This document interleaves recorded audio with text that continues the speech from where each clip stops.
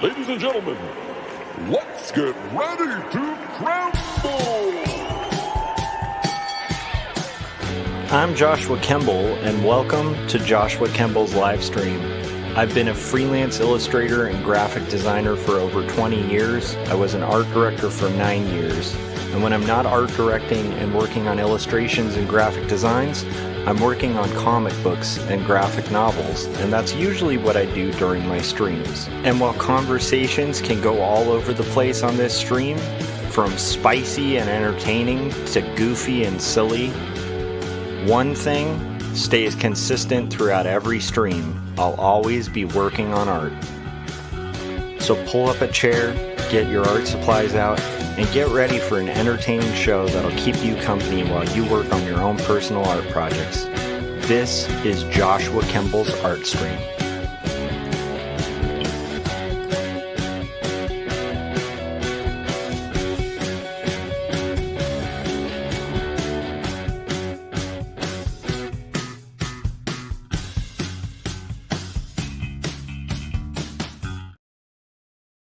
All right, welcome to episode 328 of Joshua Kemble. That's me, live stream. I am going to be working on comics today. We're going to be working on creating rough drafts for Not Death But Love: The Strange Supernatural Story of Elizabeth Barrett Browning, a book that Lavender Vroman and I are working on for Turner Publishing.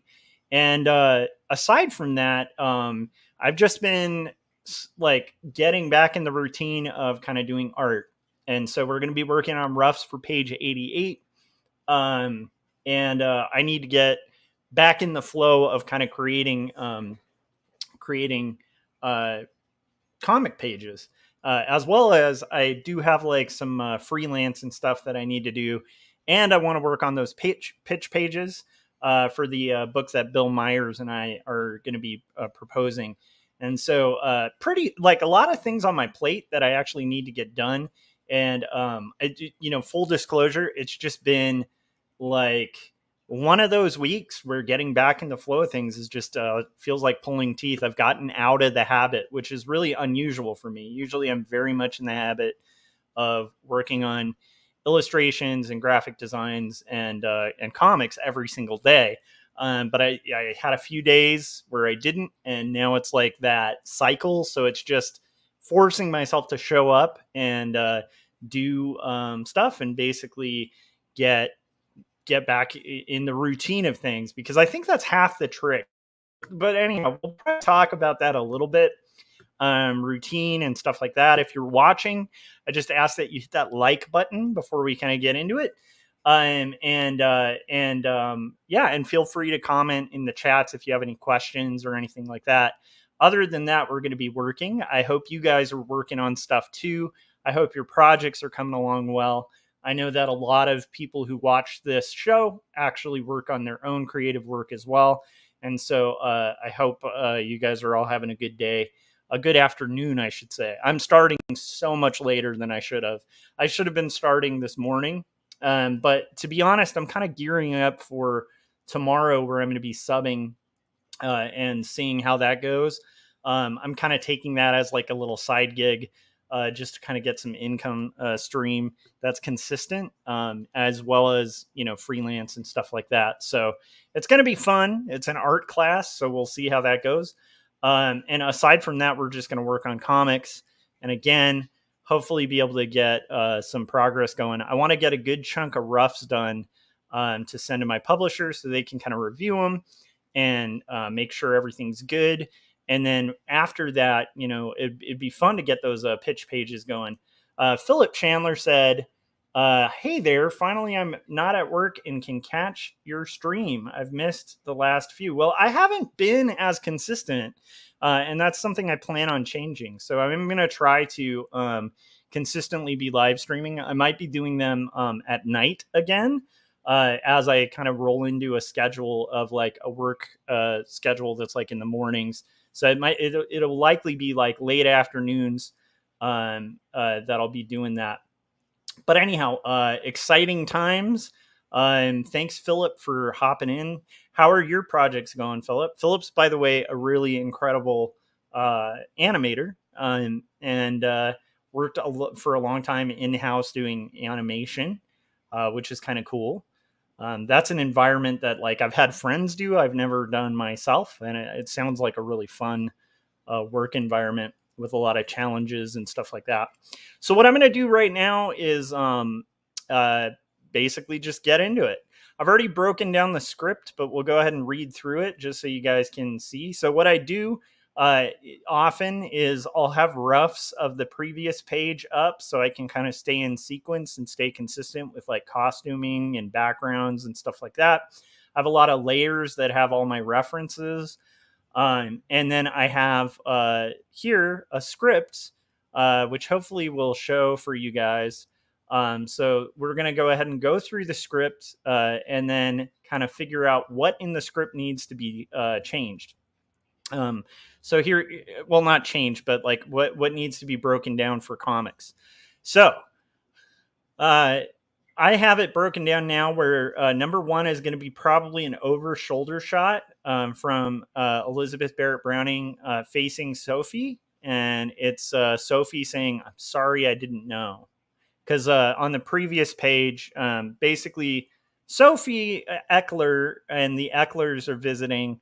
Her kids are playing with Elizabeth's kid, and they're getting along. And Robert is talking to Sophie's husband, David, and meanwhile, Sophie and Elizabeth are talking. Sophie's talked about Mr. Home, who she's friends with, and Elizabeth kind of informs Sophie, "Hey, because of the blow up." I mean, she didn't say because of the blow up. They have the like Robert and Home do not get along. Both of them have insulted each other pretty heavily, and Robert's convinced that Home is a scammer, like that he's a liar, a huckster. And so now we're continuing from that kind of disclosure from Elizabeth to Sophie. So now Sophie's going to say, "I am sorry, I didn't know." That's going to be panel one. Panel two is going to be Elizabeth placing a hand on her arm reassuringly. And it's going to be her saying, "I'm not well acquainted with Mr. Home, but I did find his seance wonderfully conclusive." And then I think I'm going to have her leaning forward and saying, "Robert did not." And then, so that should be panel three, I think. Panel four is going to be Sophie saying, "I plan to attend Mr. Holmes' seances as soon as maybe." Oh, you know what? Never mind. I'm sorry. That's actually going to be panel two is going to have that whisper. Panel three will be Sophie leaning closer to Elizabeth and saying, "I plan to attend." Sophie's going to be saying, "I plan to attend one of Mr. Holmes' seances as soon as may be. Would you like me to report what I observe?" And Elizabeth is the response. The next one is going to be um, panel four, which will be Elizabeth saying, "I would love to hear of it, only do not mention it if." And then panel five is going to be her looking at Robert. And then panel six is going to be Sophie and Elizabeth kind of looking at each other and Sophie saying, "I understand." So they're basically saying like, she's basically saying, "Tell me about like Holmes' exploits, just kind of keep it under wraps around Robert because he doesn't like him." So we're getting the real stew of the plot and the tension kind of boiling. There's been some tension. There's been a lot of building of backstory and stuff like that, and now we're getting into the real arc of this story. So I'm really excited about that. 80 pages in, guys. 88 pages. 88 pages is also it's the number of the miles per hour that you have to go back to the future or back to the past. Okay. There's somebody racing around my neighborhood for sure. Can you hear this like somebody thinks they're in Fast and the Furious. Okay. We're going to do thumbnails. So that's the first thing we do once we've broken it down into text like notes. Now I'm going to do thumbnails based on these things, and these will just be really quick thumbnails. I think for this, I may not even draw the details of each person. I might just do just kind of shapes of what the people are, because I found that on when I was doing roughs for page 87, when I just did the structure, it was very helpful when I blew it up and then made it into a final page. So we've got 6 panels. So yeah, so we're going to have, this one is going to be an over shoulder. Let's familiarize ourselves. So Sophie's on the left, Sophie's on the right, Elizabeth's on the left, on my right and left.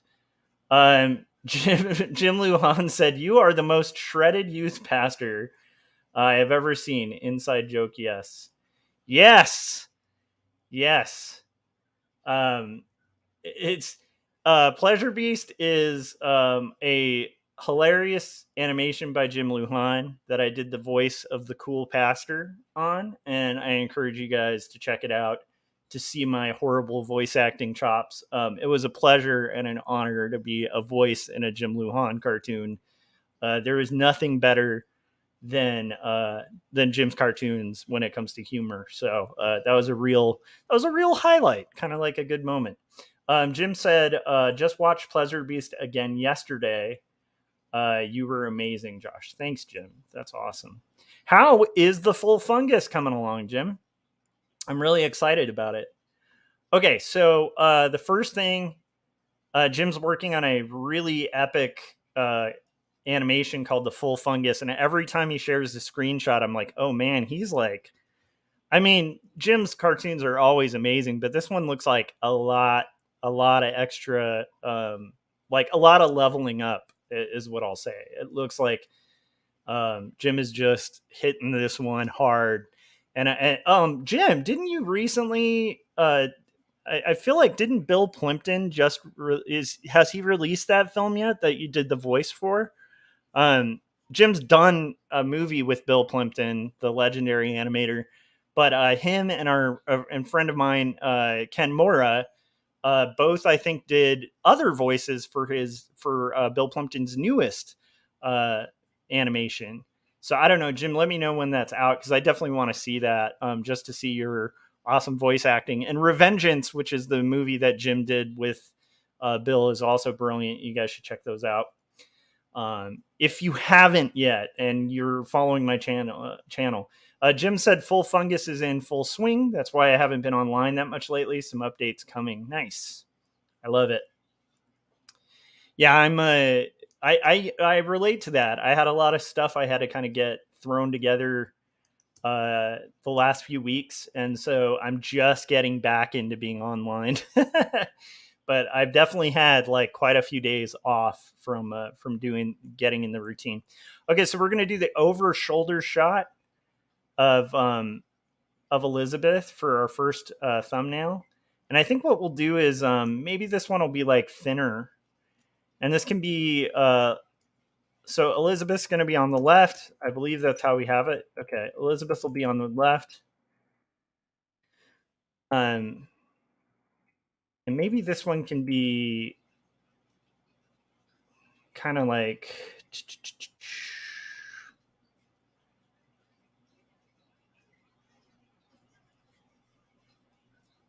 I guess I was just going to do the structural stuff. So, but Elizabeth can be on the left, and then I wanted Sophie to be kind of leaning forward. So we'll have kind of Sophie here. She's going to be leaning forward, so her posture will be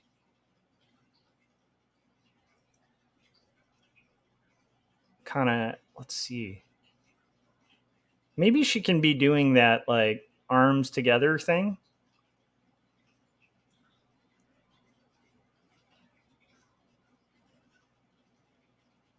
And then we'll have her body kind of leaning back. She's going to be leaning forward to say this.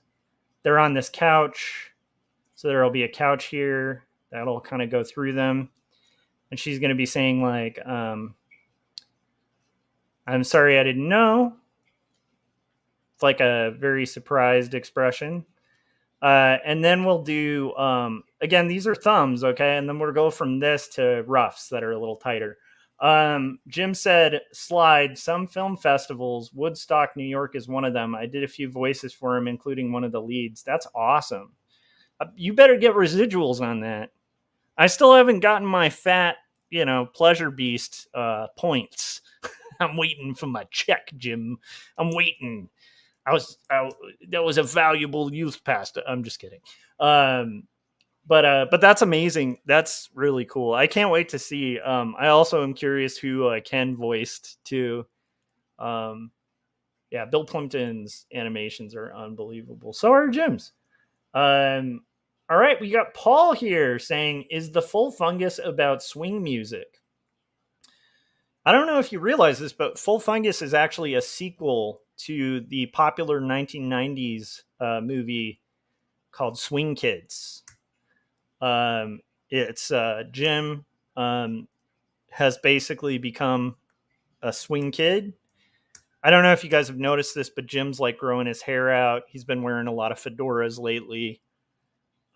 He's been kind of doing a lot of this while he's talking. He's like, yeah, you dig? Anyhow, so. Oh, wait a minute. I have a shot of my hand, so I can actually do like a, how's it going? I can do the snapping and talking. Snapping and talking like a hardcore member of the Sharks. What do you guys think, Sharks or Jets? If you had to pick which gang you're going to be in. Okay, so I am not well acquainted with Mr. Home, but I find okay. This was going to be her hand on Sophie's arm. Got it. So now we're going to switch to another shot where it's her hand on Sophie's arm, and then it's going to be Sophie. Okay, got it.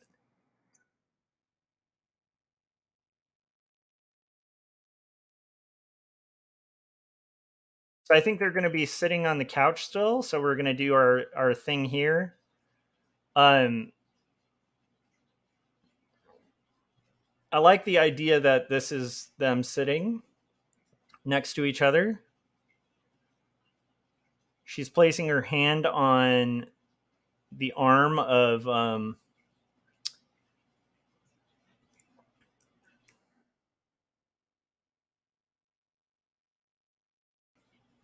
her other hand will be here, and then she's going to be kind of placing her hand on her arm, and Sophie's going to be here. And then Sophie will do like Sophie was kind of leaning forward. But not I don't want her leaning fully forward because she's going to lean more forward in a second.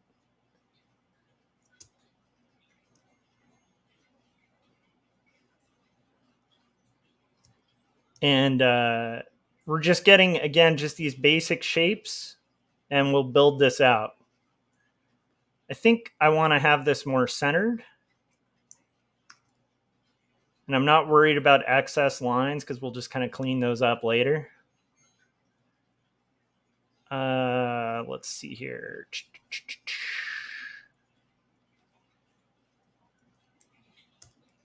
Okay.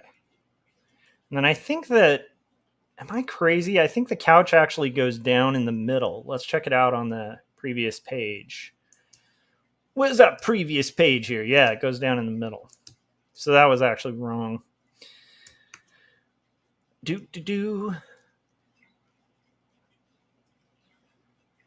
So we have Paul said we watched The Jerk this weekend. You guys like it? I thought it was okay. I enjoyed The Jerk. It's a stupid movie. It's a very, very stupid movie. it's not like amazing. It's like just a good stupid movie, I don't know if that makes sense. I enjoy it. I don't know, Jim, are you a fan? I think it's pretty funny. All right, so this is going to be Sophie saying, I'm well acquainted with Mr. Home, blah, blah, blah. Oh, wait. Is that Elizabeth? No, that's... But she needs to be kind of whispering something. So, how do we signify whispering something? Maybe that can be here? We'll figure that out.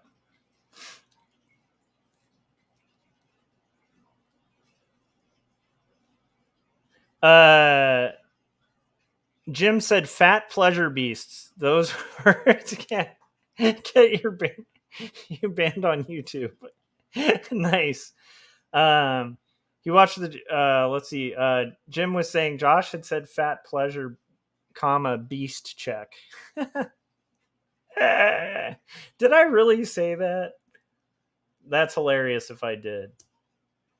That's one of the problems of drawing, because you can be drawing while you're working, and end up uh very much saying like weird stuff, because you're like, especially when it comes to roughs, it's like I'm thinking about the story and the pacing. So for all I know, I could be saying some weird crap. Paul was saying I need humor explained to me. Maybe that's why the jerk was okay. I don't know. I feel like Paul, you you are a very humorous guy. I don't know if you need humor explained to you.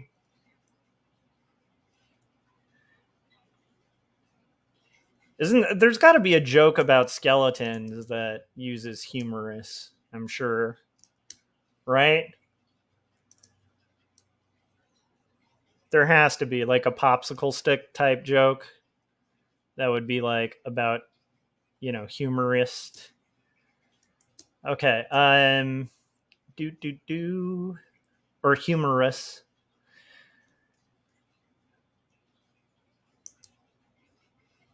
So now I'm just gonna again. I'm kind of looking at the stuff we have established already, and I want to make sure.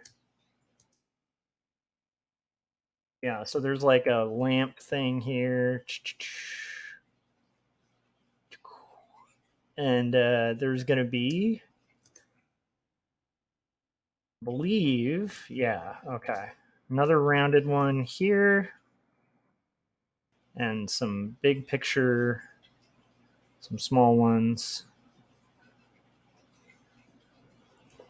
Okay, and that'll be our section. But I like the writing in the jerk. I think it's very funny. I think it's also like, what's weird is I like movies that, this is something I like about Jim's cartoons too. Jim, and I think I won't just say Jim, but I think good writers will write like kind of quirky characters, but also have those characters be like empathetic and like have a little bit of a tenderness for those characters. So what's interesting to me about the jerk is, even though it's absurd, there's a level of sensitivity that they have to the characters. So it's like it's silly, but you still kind of empathize with the characters, even though they're completely absurd and insane, and the plot is insane. They still build empathy for the characters, so that it's like it makes it more interesting, because it's like they have quirks and ticks and stuff like that. And I feel like that's where comedy goes wrong sometimes, is like it'll try for like the Curb Your Enthusiasm kind of style of humor, where things get more and more awkward, but the character has nothing lovable about them at all. And then you're just kind of watching this like, train wreck, which can be interesting, but it fails on that level of comedy, where I think you need, like, there's a thin line between tragedy and comedy, and I think good comedians know it and can kind of like toy that line a little bit, where there's a little bit of it's hard to explain, but it's like where there's a little bit of uh empathy for characters. So the thing that's interesting about The Jerk, it's a stupid movie, that it's an insane premise, but then Steve Martin's character, you kind of don't want to see him like lose everything and fail. Like you kind of want to see him come out in the end okay. You know, like even it's and it's kind of weird. It's kind of weird how that movie works. I've thought about that for a long time. Like it's a really strange movie where you kind of do want to see, you know, it have a happy ending, like, which is bizarre because it's such a stupid plot. But you are like, at least for me, by the end of it, I was like, I was actually rooting for the character, the main character, to kind of overcome, you know, the obstacles and stuff like that. It is a stupid movie, but I'm just saying, like, um, good comedian, good comedians or good comedy, in my opinion, writes characters that even if they're absurd and they're insane and the plots are screwball and crazy, it's like there's a level of empathy to it. Um, I think there's like is it the Coen brothers? I can't remember the directors that they did a series of like 5 short westerns. They're really, really interesting and they're insane. Like one of them's like a singing cowboy. One of them's like a prospector kind of having to defend his gold and stuff like that. And they're really far-fetched stories. They're very tall tales. But even in those, like part of why it works is like the characters there's a little bit of empathy for the characters. It's kind of weird. It's like you can write crazy characters, and with empathy, I think you can pull it off. Um, I don't know. And I feel like Jim does that. He has characters that have a little bit of depth to them. So it's not just, even though some of them are stereotypes or are almost like, can almost be like a parody of like existing people and stuff like that, it's always treated with a sensitivity to the parody where it's I don't know if that makes sense. I'm rambling, but I think that that's helpful. Maybe there's somebody out there who could word it better than me. Okay, we're gonna do our thumb for the third panel. It says Sophie leans closer, and here she's gonna be uh okay, here's where Sophie's gonna be speaking. Paul said, "Do you think it is stupid?" I think it is stupid. I think it, but the jerk's like good stupid. I don't know if that makes sense. Like I feel like Airplane is a really stupid movie. Like it's just a dumb movie, but it's one of my favorite comedy movies ever. And it is completely dumb. One of my other favorite comedy films in that kind of genre is Top Secret, which is just gag after gag after gag. It's one of the funniest movies I've ever seen. I every time I watch it, like I've rewatched it multiple times, and every time I watch it, I'm literally like tearing up laughing because it's so funny. Um, but Top Secret is not a it is a dumb movie. It's a dumb movie, but it's a good dumb movie. I don't know if that makes sense. Jim's characters, I think, have more layers. I don't think Jim's are dumb. I think Jim's have more structure to it. I wouldn't put his on the same level as the jerk, but because Jim's, I think, goes a different different level with it, and his plots are a lot more. Weirdly enough, Jim's plots are actually a lot more believable. Um, uh, but yeah, Jim was saying something to understand. The Jerk was Steve Martin's stand-up comedy brought to life. All the time, he was probably the biggest. At the time, he was probably the biggest comic in the world. Yeah, and Steve Martin's a genius. Like my favorite comedy bit that he does is the sing-along one, where he says like repeat. It's like a call and response, and he gets the audience to do it, and then he starts just singing stuff that's so long and absurd that there's no way you can repeat it. Yeah, Steve Martin's amazing. I like it that he can be a serious actor too. He's really good. I rewatched Bowfinger really recently and was like, man, that's a great movie. Which I think he co-wrote or wrote. Um, yeah, brilliant guy. But you know, it's like I wouldn't say The Jerk is like I wouldn't say I It's still stupid. It's just great. It's great stupid. It's like I love it. Anyhow, okay. For me with comedy, sometimes stupid can be a real compliment. Um okay. We've got Sophie's gonna lean closer here.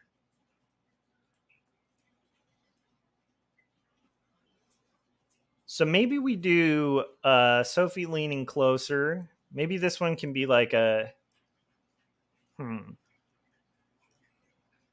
Actually, maybe this one could be another one where we're kind of seeing the back of Elizabeth.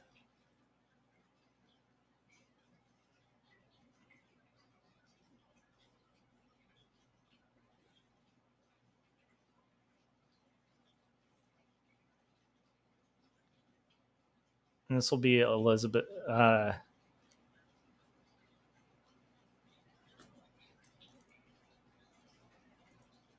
It's supposed to be conspiratorial, so maybe her hands up here. And again, we're just going to do shapes and then we'll kind of build it out from there.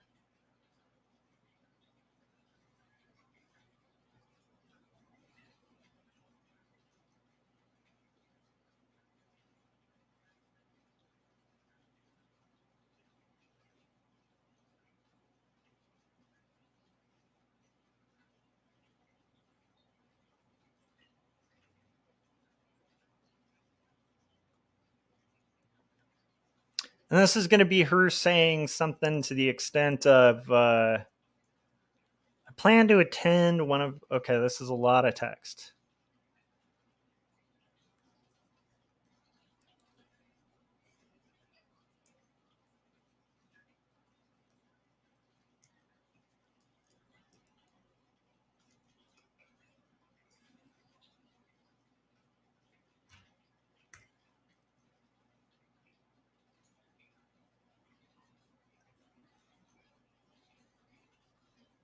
So that'll be something more like this. And then we can have, again, Robert in the background kind of here.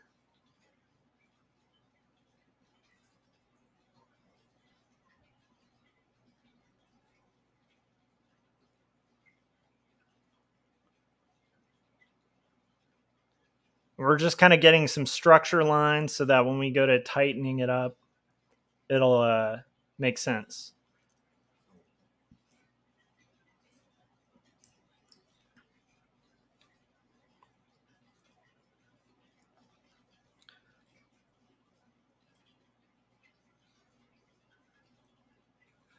Okay. Now this one's going to be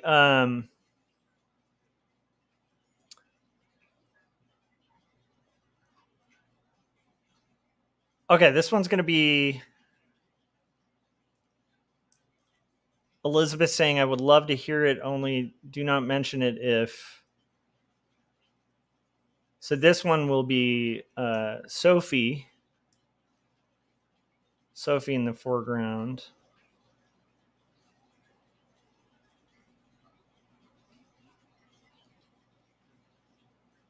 And then we'll have Elizabeth turning her head to kind of glance over at her husband.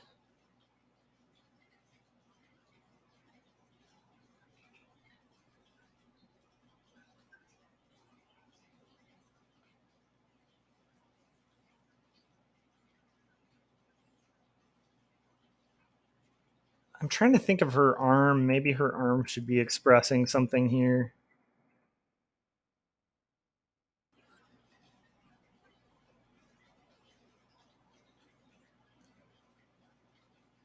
And that'll be her looking over to Robert. This will be the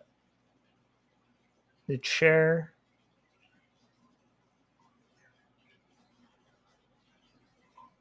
Robert will be here talking to David.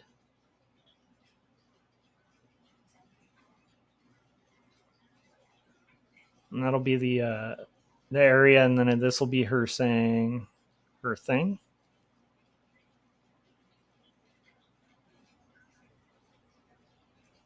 I don't like that. That was there. Okay. Do this something more like that. And then we'll do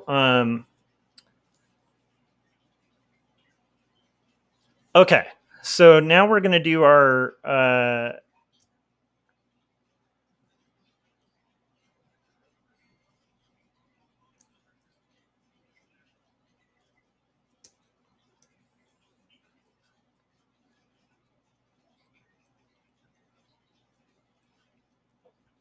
oh, you know what? We'll do that same exact shot. Repeat it, but it's just a head turn.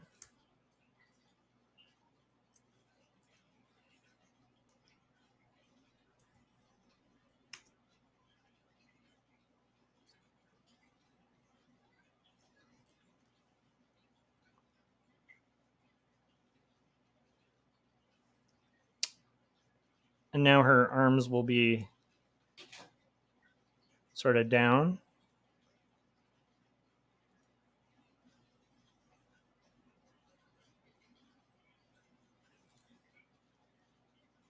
And this one can be a closer shot of Elizabeth.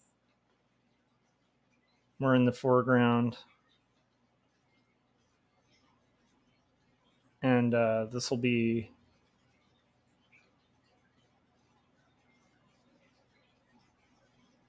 this will be this will be Sophie kind of responding. I understand.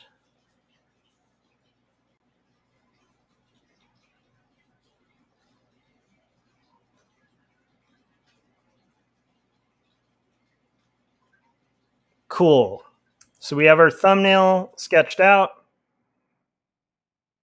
I'm going to go ahead and save.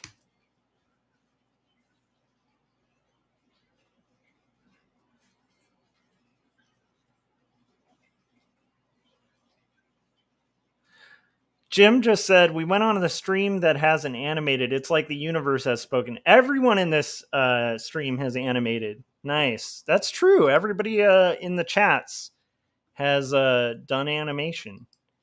And I think of everybody who's done it, I've done it the worst. Speaking of, we're going to play Jim's awesome animation for called Kids Say Kemble. And then we'll be back and we're going to take this thumbnail and make it a rough for the page. We know the Georgia kids say the craziest thing. So, little Susie, do you have any brothers or sisters? I understand you're in 3rd grade. How do you like that? Do you like your teacher? You like to do a lot of fun things at school? You got any hobbies, Susie? Any things you like to do when you're not in school? I hear you like to read. Well, right now I'm reading 2 stories written and illustrated by Joshua Kemble. It grapples with faith and mental illness. It's ultimately a story about redemption. It's a savage piece of writing. Also, I just finished up Jacob's Apartment, another one by Kemble. Jacob's Apartment weaves together elements of spiritualism and relationship dynamics, as well as atheism, and all the while it deals with abandonment and loyalty. It's a fierce, fierce read. Do you like ponies?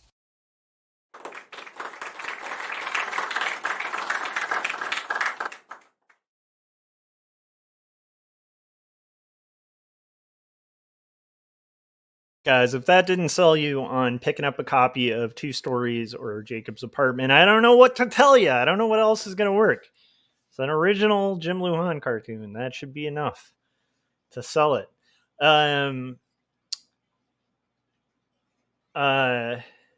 Philip was saying, I'd like to know, just out of curiosity, who's animated pencil on paper? Not me at all. The most I've ever done is just traditionally done comics, but nothing, no animation traditional. Okay. I've done animations with like taking flat art that I've drawn traditionally and then scanning it. Nice. Chris is in the chats. He said that was fun. First time seeing that one. Yeah, Chris. Also, thanks for coming on Artcasters earlier. That was super fun. If you guys haven't watched that, I'd encourage you to check it out. It's pretty cool to hear Chris. Like, he's an inspiring guy and does quite a lot of awesome art and stuff like that. So, let's see here. I'm just making sure. Okay, I'm all caught up.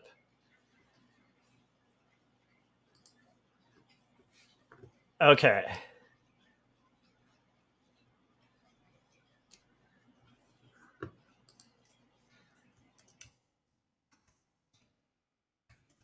I just have to.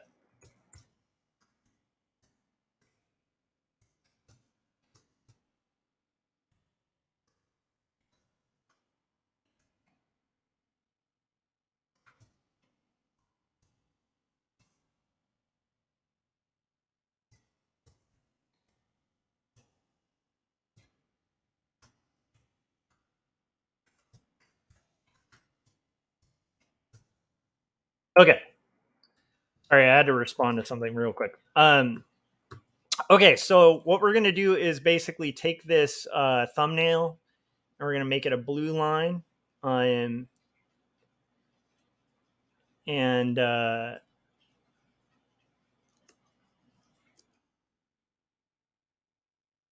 then from there we're gonna make our borders. So what I'm gonna do first is make this large. We'll look at our borders from our previous page, so we're not recreating the wheel. We'll make it large enough to where the little thumbnails can be like structure drawings underneath, which will be really helpful. And then I'm going to go ahead and turn off my notes, as well as this thing, and we'll just kind of adjust our borders to kind of fit the new page, and then we'll adjust the new page to fit the borders, and so on.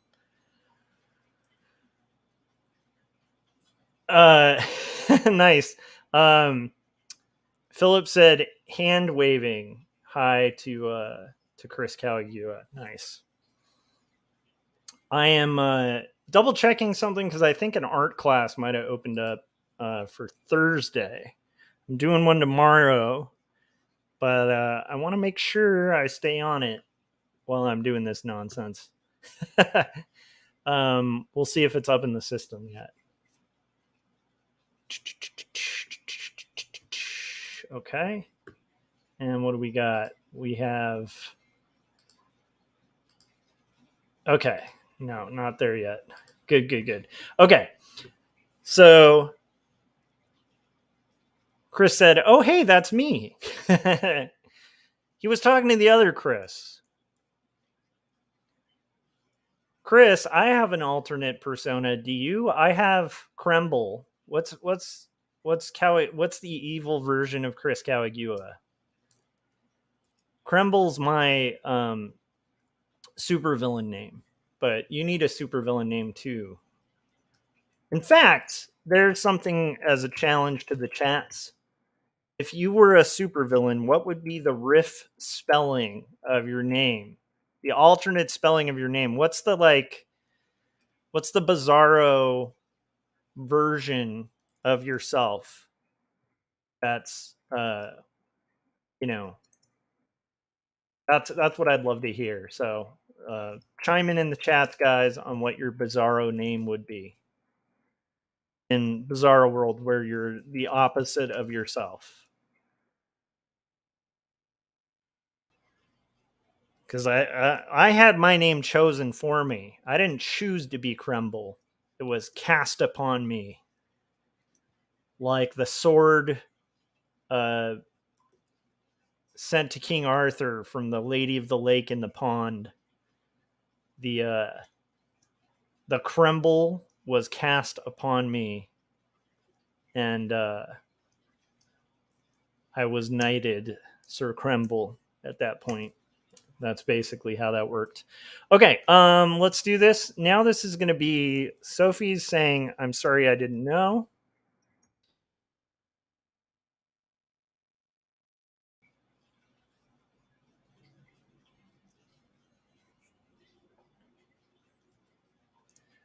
Oh, nice. Paul Pates is Pee-Pee.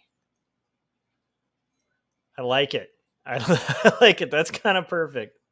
Did you get that a lot as a kid?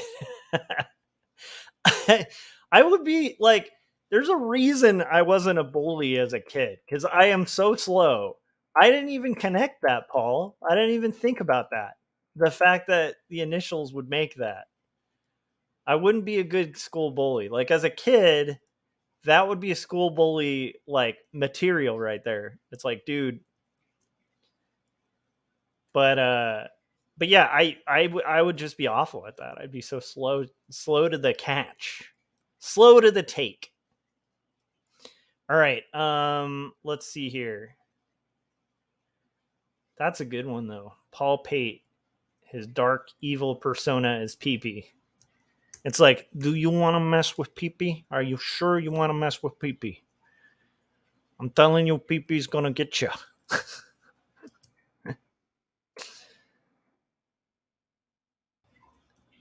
Oh, nice. Paul was saying I used to animate in the gutter of the phone book when I was a kid. That's true. I have done flip animation.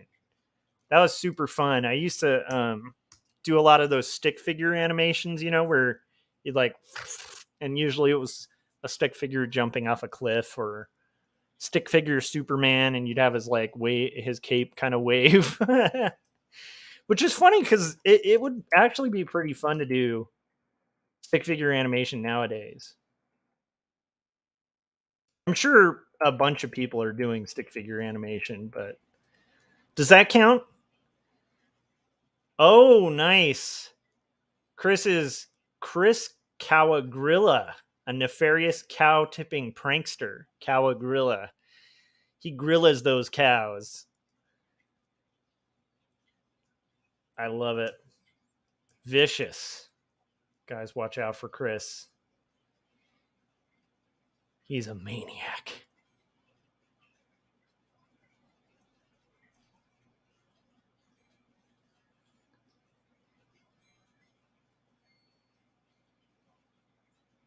Again, this is a rough, so we're just basically going to be showing the publisher what these pages are going to look like.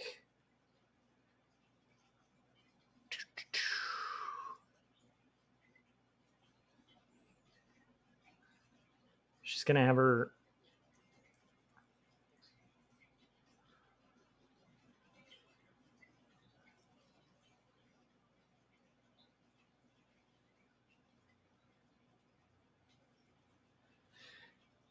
And she is wearing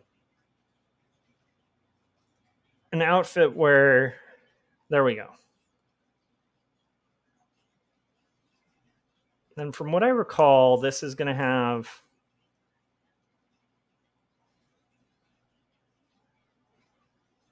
This goes down more. And her arm is going to be...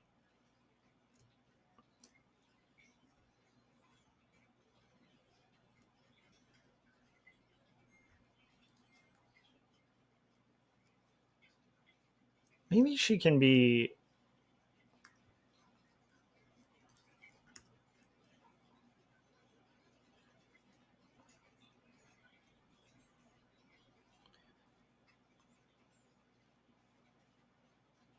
It's a little awkward, that arm.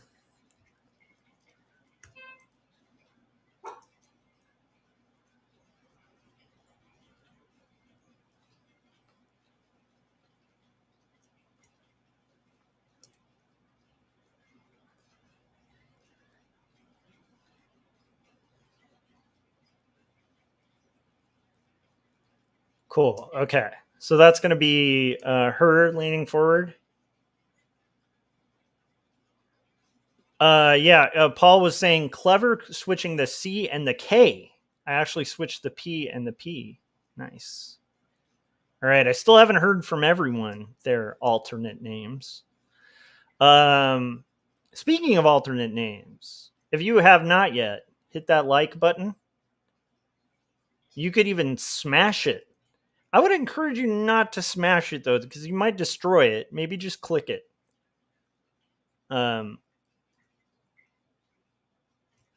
feel like smash that like button is a weird thing to say, because I imagine that, like, what if you said that around the Incredible Hulk? What's going to happen there? You're talking about, do you have to take responsibility if someone smashes it and breaks their finger? They're like, they said to smash the like button. I know my humor's on point today, guys. I know. I'm here with the dad jokes. Thomas Adams said, since Thomas means doubter, I guess my opposite could be Chumpman, the flat earther who believes everything. Nice. That's the Thomas Adams that when he talks about atmosphere, he talks about Atmos. You guys remember that from the flat earth debate thing? I did commentary on a flat earth debate and was stunned to find out, this is just for anybody who didn't watch those episodes, that apparently flat earth people, apparently they call atmosphere Atmos, which is hilarious to me because they can't say sphere. It's still funny to me. I had just never realized that. I thought that was so funny. We were watching this debate and the guy kept going, well, what about this in the Atmos? And I was like, wait, why does he keep saying Atmos? Oh, I didn't know that part of the weirdness. Yeah, it's pretty epic. Nice. Chris was saying Thomas can also mean twin, perfect for evil doubles. I like that. I feel like Evil Doubles, if that hasn't been made into a comic, it needs to be. That would just be a great name for a comic book, Evil Doubles.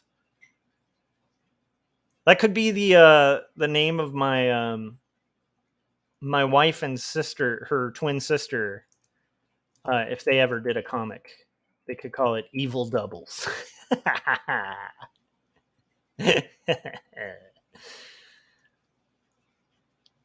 All right.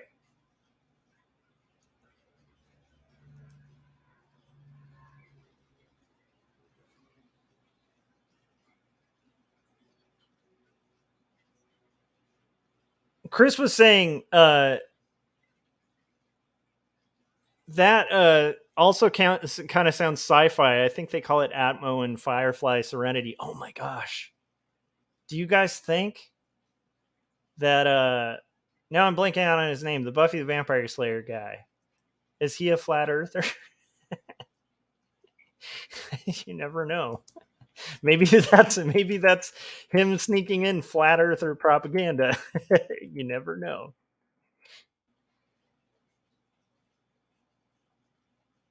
I feel like Atmo is funnier than Atmo, like less funny than Atmos. Atmos is just trying to take out the sphere,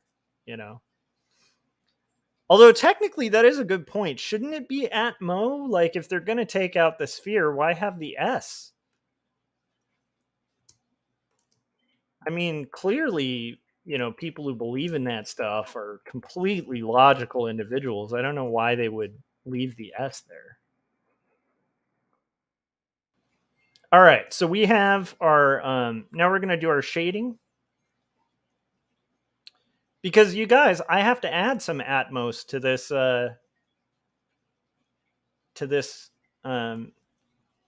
illustration. I wonder if like a flat, okay, if somebody who believes in the flat earth teaches an art class, are they allowed to teach how to shade a sphere?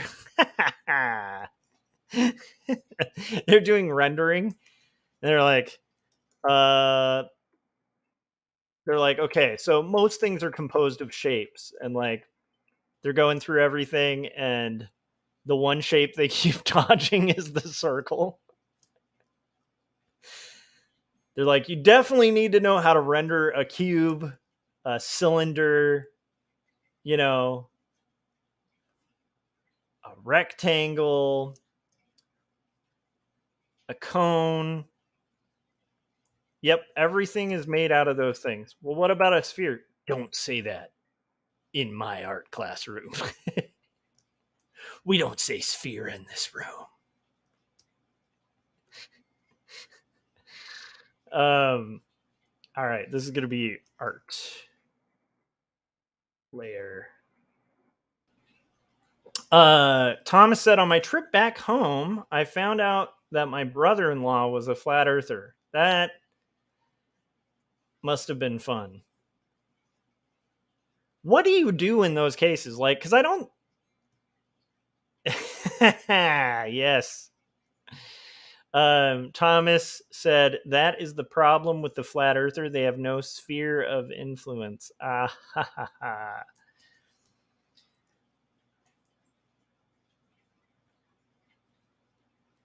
Nice. Philip said he's looking for something in storage.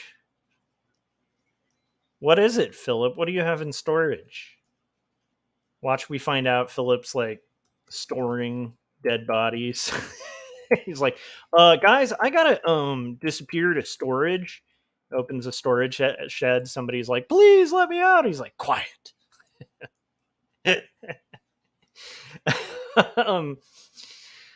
Okay.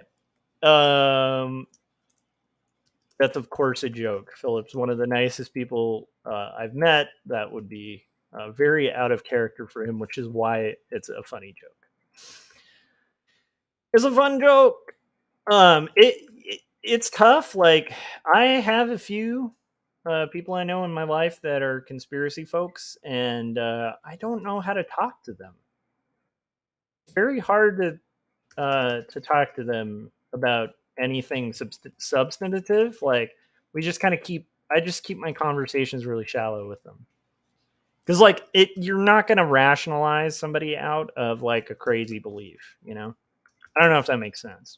Like, it'd be fun, and if they ever want to have those conversations, you know, I'll indulge it sometimes, but I try to avoid it because it's just like the conversations end up being these really weird, like circular conversations where they'll make some weird, wacky claim, and then you kind of debunk the claim, and they go, yeah, but, and like dodge to another claim, and you debunk that claim, and then they dodge back to the one you just debunked, and you're like, I can't even, like, it's just a hard, frustrating conversation to have. Maybe for somebody with more patience than I have.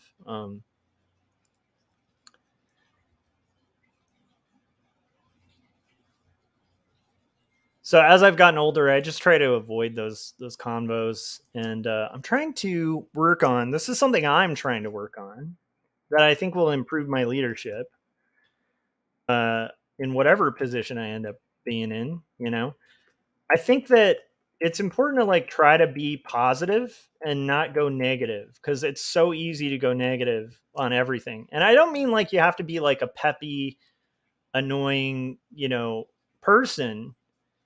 But I tend to find like, you know, even though I myself am very much like, I'm not a very positive person all the time, you know, like I internally am strangely positive. Like, I tend to see the hope in things and the promise for things and the potential of things to be better and stuff like that. But I don't always think about communication in terms of that, like a more empathetic form of communication where it's like, does someone need to hear, like, for instance, good example. Somebody mentions a band that I hate. Do they need to know I hate the band? Probably not. Like, did they ask to know whether I like their band or not? That they're like, you know, do they need to hear my opinion, basically, you know? Probably not. But especially with dealing with conspiracy people, I just tend to find like they're probably not looking for answers. You know, and that doesn't mean I've resigned myself from any kind of conversation with those people, but it's just like a tough one, you know. Chris said, apparently there's a conspiracy prediction about the nanochips in COVID vaccines that's going to be activated this week or something. There was a person who was trolling pretty hard. And I can't remember. I think they worked at like a food place or something. And they said, like, it's so weird because I was serving food this week and I found this nano chip in it. And all these conservatives like freaked out and were like, oh my gosh, it's real. They're trying to. And it's like, it was just somebody memeing. But it went kind of viral on a lot of these like weird conspiratorial sites. I feel like we should do that. Do an art video, you know, where you're like midway through your art stream and then you're like, my neck's hurting. Hang on. And like you pull a nano chip out. Oh, okay. That's what it was. It was the nano chip. Philip said, I made a loaf of bread again tonight. I need to buy some kind of container for them. I've just been putting them in bags. Yeah, my wife got a bread basket, and I think I will probably, you know what? Now that you mention it, I might have to bake some bread tomorrow. If the yeast is still good. I that's the thing. Yeast goes bad. So I got to act before it goes bad, you know? Use my ingredients here.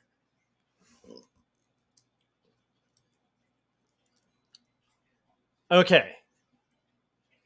Home cooked bread is pretty amazing, though. All right, guys, that is one done. And now we're going to save. And the next we'll do in a second. But first, let's watch another trailer. And if you haven't yet, hit that like button, right? That like button's awesome. While also, after you hit the like button, let me know what you're working on in the chats. And what projects you guys are working on. Okay, here is, since we were just talking to Philip, here's Philip Chandler's commercial. And by the way, if you guys are watching this and you haven't yet, if you do like a commercial that's under a minute, maybe it's like a minute and 15 at the max, where you mention Jacob's apartment and 2 stories, and you kind of promote that as well as your own stuff in whatever way you'd like, I will likely play it in rotation on my live streams. So it's like a nice little cross promotion where you can help me promote my books on my stream and I can help you promote your channels and books and stuff like that as well. So if you're curious to do that, feel free to send me one through either Facebook or email or something like that. And yeah, it could be in the show's rotation. All right. Speaking of, here's Phillips. Hi, my name is Phil Chandler. I'm a freelance artist, illustrator, and cartoonist. Today, though, however, I want to tell you about a graphic novel I picked up recently called Jacob's Apartment. This book was both written and beautifully illustrated by Joshua Kemble. It is the story of a doomed romance that causes the main character to question his beliefs and his faith, while he's also going through other tragedies in his life. Every page has been illustrated by hand and digitally colored with painstaking detail. It is an emotional story that causes you to think and even question things in your own life. And while the story is a tragedy, it is one that I was completely entertained by and I highly recommend. You can currently find this on Amazon or even check in with your local bookstore and see if you can order it. And while you're at it, you can also check out my Instagram at Phil Chandler Arts and also my YouTube channel by the same name, Phil Chandler Arts. And go buy Jacob's Apartment.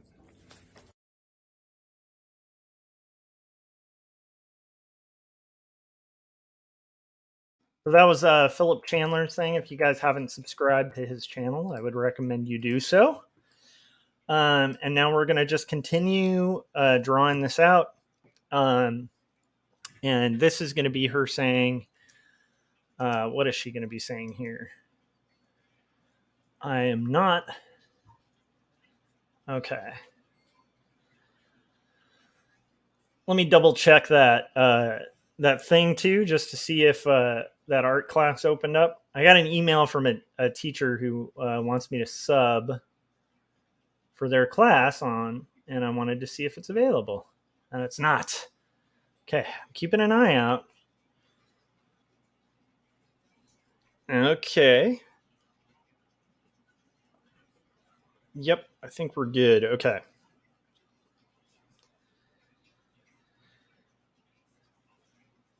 Okay. Let's see. So we're gonna go to, now we're gonna draw again. Let's get it down the text first. I am well acquainted. Oh, Philip said the yeast lasts over 6 months if you refrigerate it. Good, because I've been refrigerating mine. So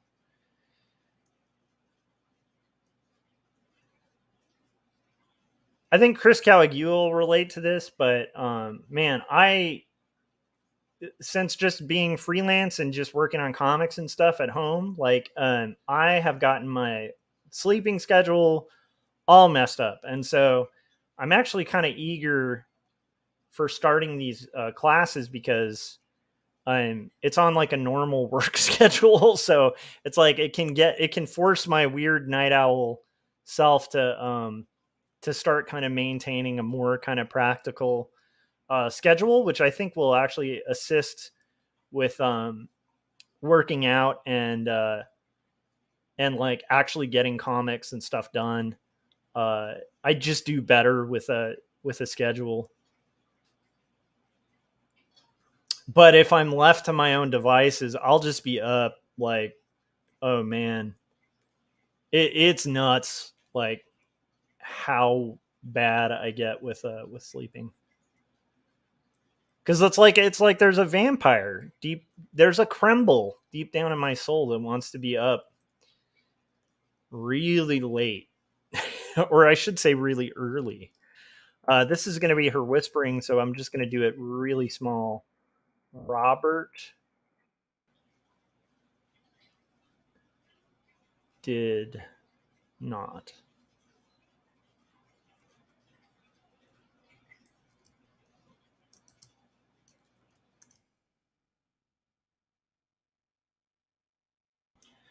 Okay, and we're going to do our thing here.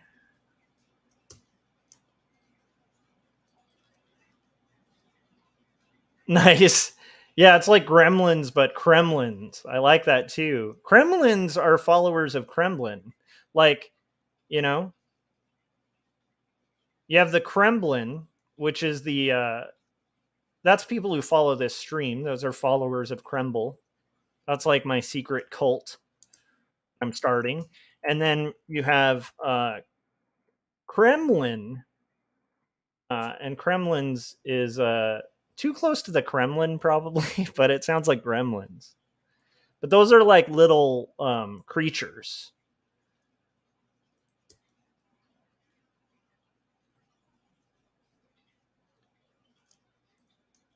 I think her eyes are going to be wider.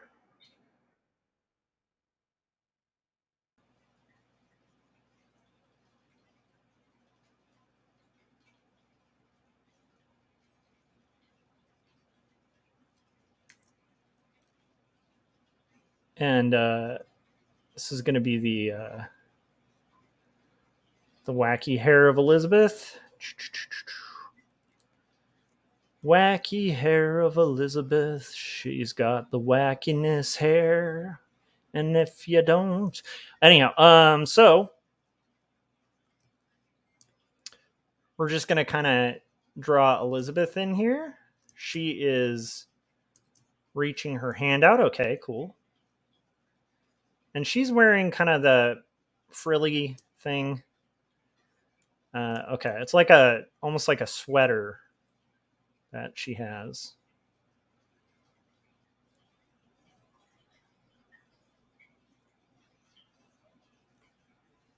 This is going to be wider.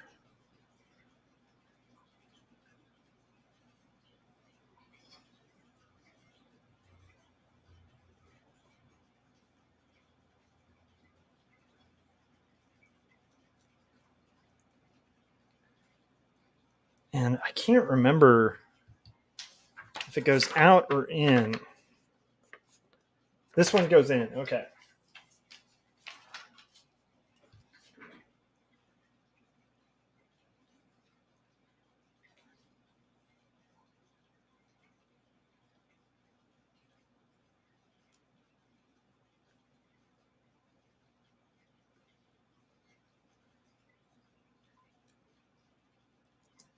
And this will be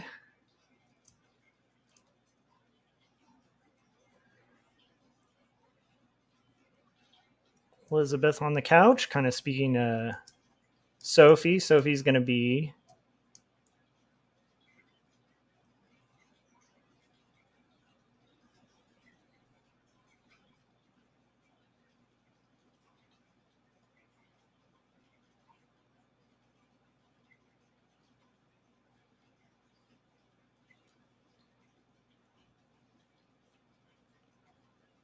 here, just kind of hearing with her flower thing.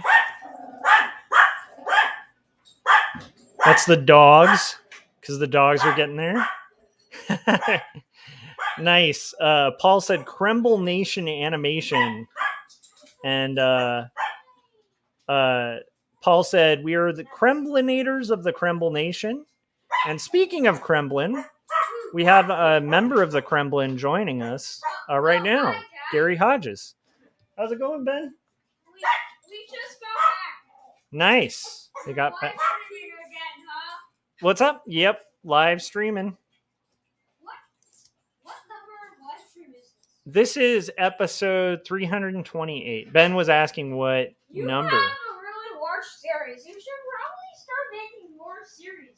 Oh, I have a large series, is what Ben was saying, and that I should Large series. start Maybe making. you could divide that series into seasons. Oh, that's true. Could divide it into seasons. 1, 2, 3,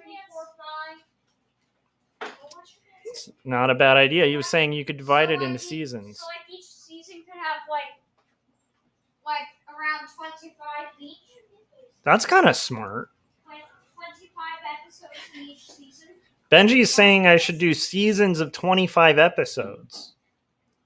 That's kind of brilliant. So like, yeah. That way it might be easier for people to find a specific episode if they want one. Yeah. That's specific. That's specific.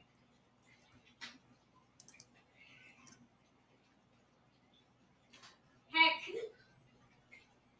I have no idea why I said that. That's okay, Ben. That was great advice.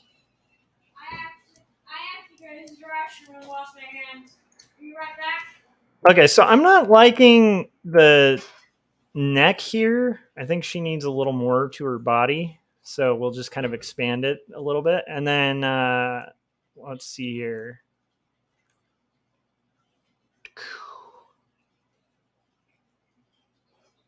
Chris was saying seasons would be cool, good for branding. Yeah, Ben's like, I mean, he's like really into YouTube, so it makes sense that he would think of something cool like that. I actually like that idea. And then if you do seasons, you could. Idea from Netflix.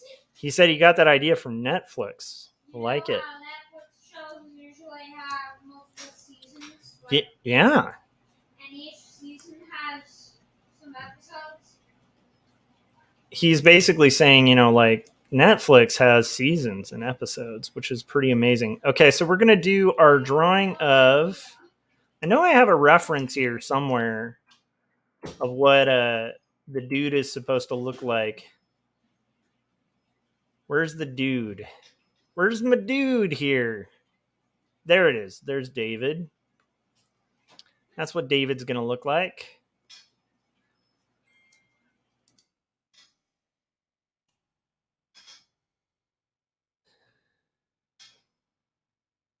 I wonder if there's an alternate name we could have for Elizabeth Barrett Browning that's like the evil version of Elizabeth Barrett Browning. Could be like Elizabeth Barrett Bludgeoning. I don't know. I think he's going to have more of a forward forehead. But his hair kind of goes up. Like, I don't want it to be a tangent, but it does kind of go up a little bit. And then he's going to have his thing here. Do. Do.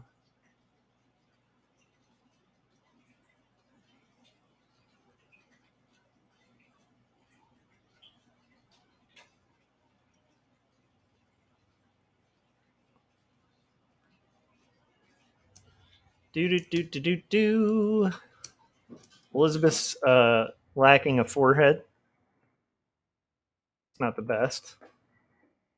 Shouldn't have your characters lack a forehead.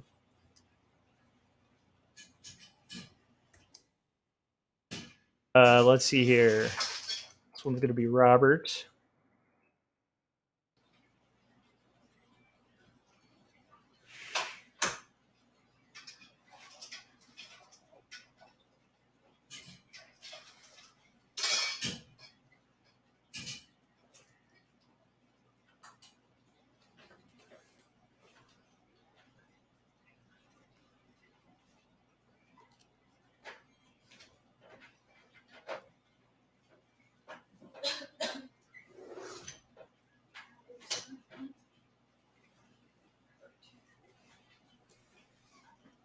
And then we're going to have our thing here. Some fire. And almost done with the rough for the next panel.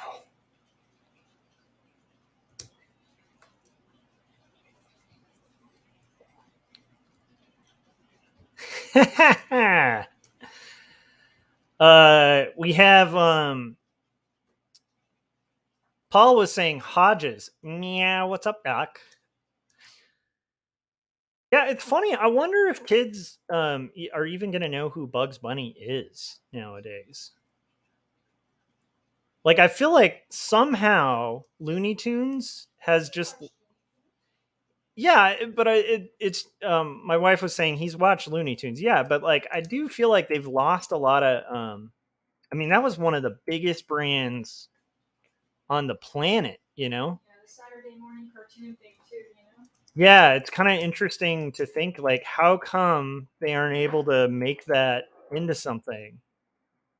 You know? I mean, I guess they kind of do sometimes, but it's like it's just shocking because that could be like I'm thinking about like Cuphead, like the Adventures of Cuphead on Netflix. I think has been pretty successful.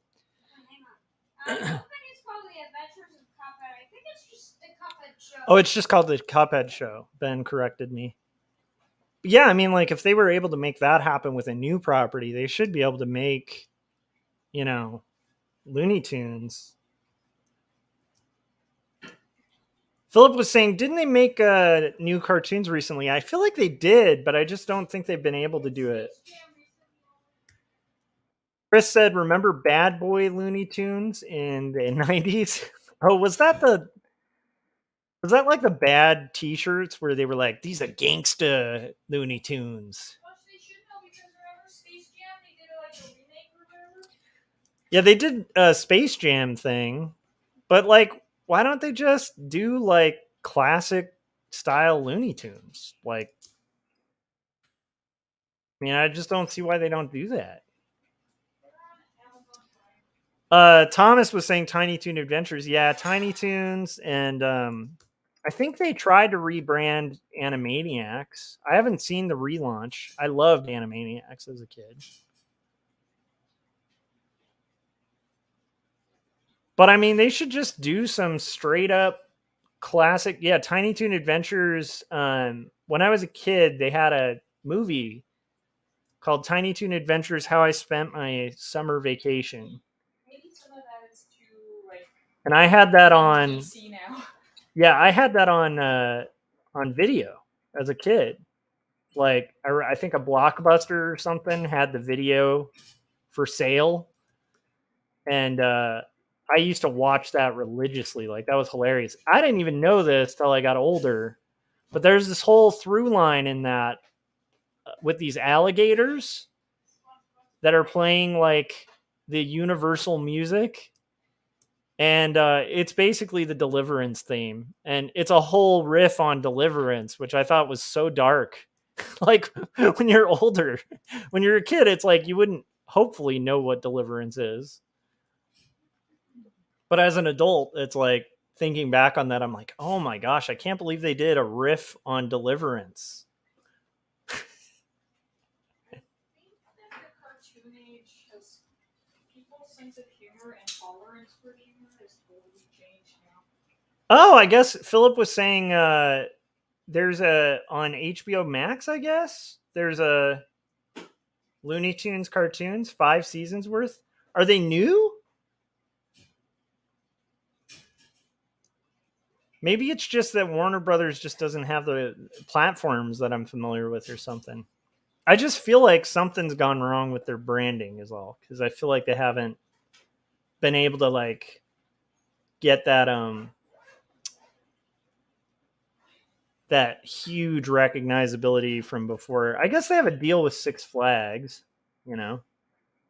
When now that I don't work there, I guess I can kind of mention. So where I used to work made a lot of the Six Flags stuff, and Warner Brothers properties were among those. So we did a lot of like Looney Tune stuff, tons of Looney Tune stuff, like pins, keychains, magnets, especially for like licensed stuff for the parks for Six Flags, as well as DC Comics. DC Comics licensed with them, so we used to make a lot of DC Comics and Looney Tune stuff.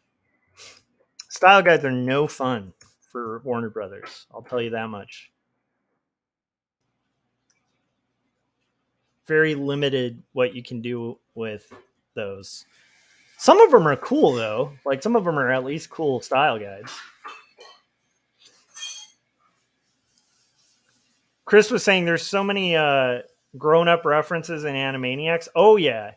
Animaniacs had a whole thing that was Goodfellas, it was Goodfeathers. They even had a pigeon that was like Joe Pesci, where he'd be like, "What do you think I'm funny? You think I'm a clown?" As a kid, I didn't even know the movie Goodfellas. I just knew Goodfeathers. And then when I got older and watched Goodfellas, I was like, "Oh, the Scorsese statue." It all made sense.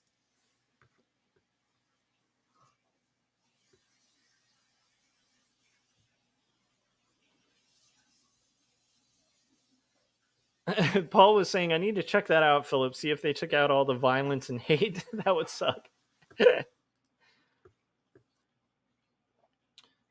All right, guys. We have panel 2 done. We're going to play another trailer. This one will be for Jacob's apartment. I'll be right back.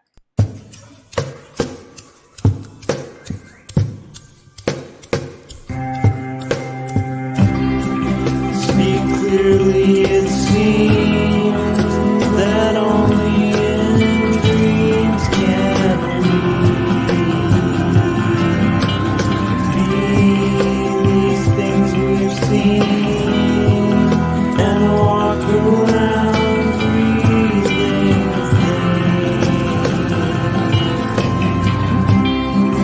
I don't know the part to play in this heart of mine. There's dissonant things, they stood at the seams.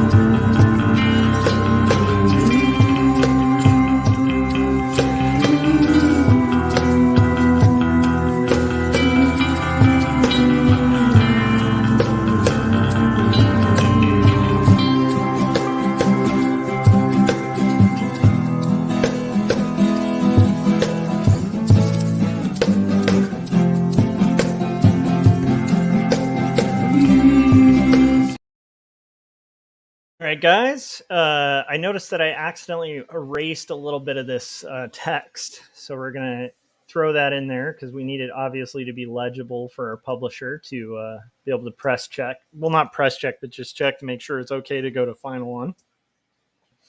Now this one's going to be the next, which will be her saying, we're talking about Animaniacs and classic Looney Tunes. My favorites were all like, I feel like I love The Roadrunner cartoons. I feel like for animation, those are just amazing, and the backgrounds are always so incredible. I always really like the horror ones where Bugs Bunny would end up at like a haunted mansion or whatever, and it had the big hairy guy. Um, Marvin the Martian ones were always fun. They were all really great, but I feel like my all-time favorite Looney Tunes. Well, then again, there's also the classics that are just Bugs Bunny just messing with Elmer Fudd. Those are like classic too. It's just so great. Like such a great premise, just very basic, but just some incredible stuff, you know. Okay, and I feel like Cuphead show is doing that, like that level of animation, great backgrounds, like really fun, really slapstick, but also bringing more squash and stretch into it. It's a lot of fun. There's definitely a lot of. I think there's a lot of. I think there's probably a lot of people who like the Cuphead show. Yeah, Ben was saying there are probably a lot of people who'd like the Cuphead show. You guys should check it out. If you haven't watched the animation, you're missing out. It's really fun.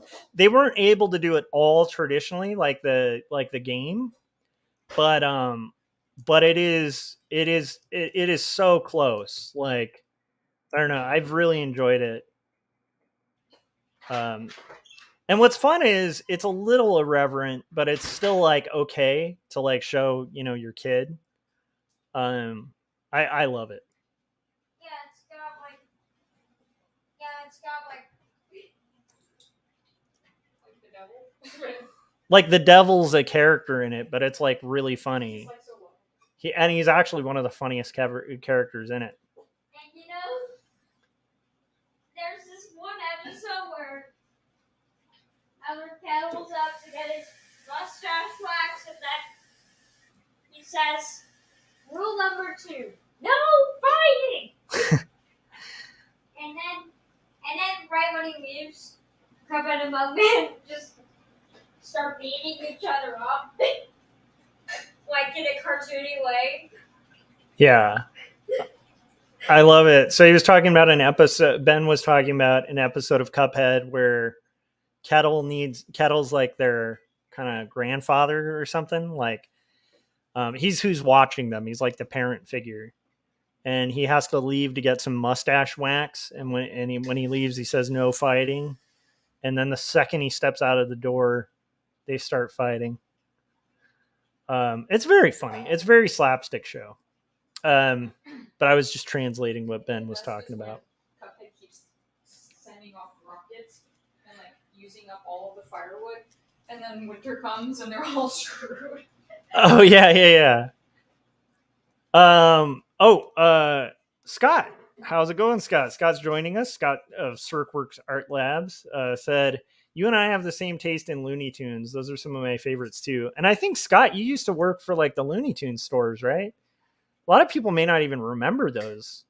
There used to be stores and malls with like giant Looney Tunes characters. That's what I was saying. Like, it's such a great property. I don't know quite what happened to it. I feel like Warner Brothers sometimes just has trouble keeping their properties alive, right? Because they had the world when it came to comic book movies too. I feel like, you know, when the Dark Knight series was coming out, like Warner Brothers was easily doing the best, you know, stuff, which is shocking because it's DC. And like as a kid, I never connected to DC comics. I was always a Marvel kid. But man, there was a period there where Warner Brothers just had everything. Like they had these great properties. They were doing really good stuff with them.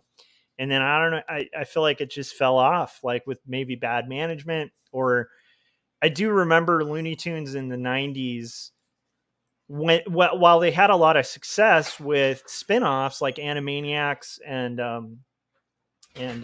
Tiny Toon Adventures.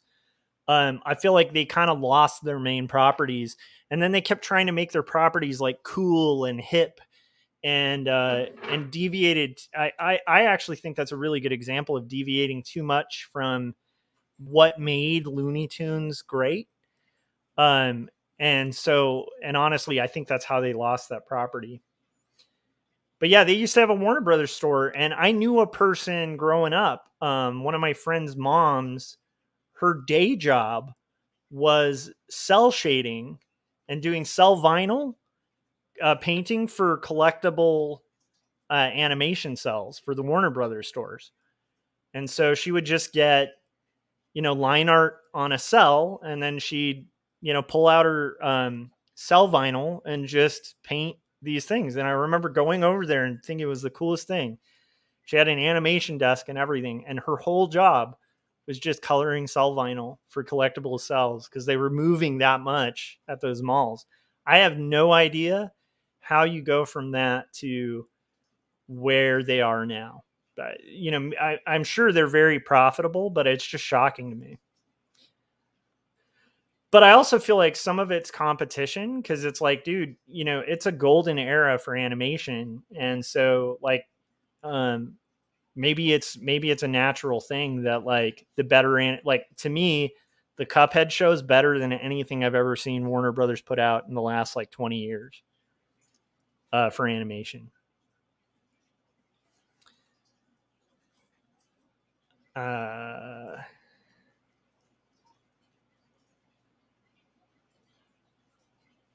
And that's not to knock Warner Brothers. Like if somebody really likes their animation or their movies, great. But I feel like there's something there.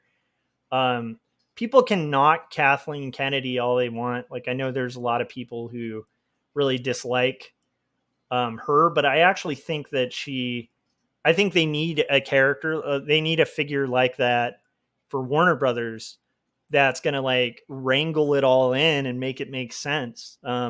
I think, what she's built with Star Wars and reviving Star Wars is notable and admirable. Scott was saying, I used to design the themed character displays for Warner Brothers stores. And those stores, like, that's the thing. They weren't just stores. They had giant figures. I guess the modern equivalent would be like, if you think of like a Funko Pop store, I think that's the modern equivalent to what those stores were. They had giant figures, usually doing funny things. So you had like a giant Roadrunner, and there's like a wall where you had Roadrunner running from like a life-size Roadrunner running from bugs, and like an environment that felt like that. And then the displays were always built in. They looked like Scott Serklin's channel. So I'm not surprised Scott used to do that because he's good at fabricating. Yeah. What do you mean? Well, because Ben was asking about it. Scott does a lot of fabrication. Like he'll do like fake stones on the walls of his house and stuff, and like these really complex kind of environments and stuff. And that's what the stores were like. It was like a whole experience. Quite often they had like movable stuff in them too. And like Warner Brothers has never been quite as like creative as Disney when it comes to parks and like theme experiences and stuff like that. But they used to be one of the heavy hitters in animation. And it's bizarre to me how that just disappeared. I mean, maybe it's still around, but I can't imagine the impact being to the point of having a store in almost every single major city. Yeah. I guess Disney has Disney stores. So it was like the Disney store, but imagine it like 2 times bigger than most Disney stores and with way more environmental features. And a lot of animation stuff. Like they had animation cells, you buy at the stores. Yeah. That was a cool thing. Let's see. But again, it might be a good thing for animation that it's not at that level because again, there's so much diverse, stuff. Like my son's really into a show called Bread Barbershop. It's 3D animation, but it's amazing. Like I love that show. It's like a Korean animation, and it's Great. It's about like a loaf of bread who's a barber and lives in a bread basket. He's a barber in a bread basket in this like food city. And it's hilarious. They're great, fun shows, you know? I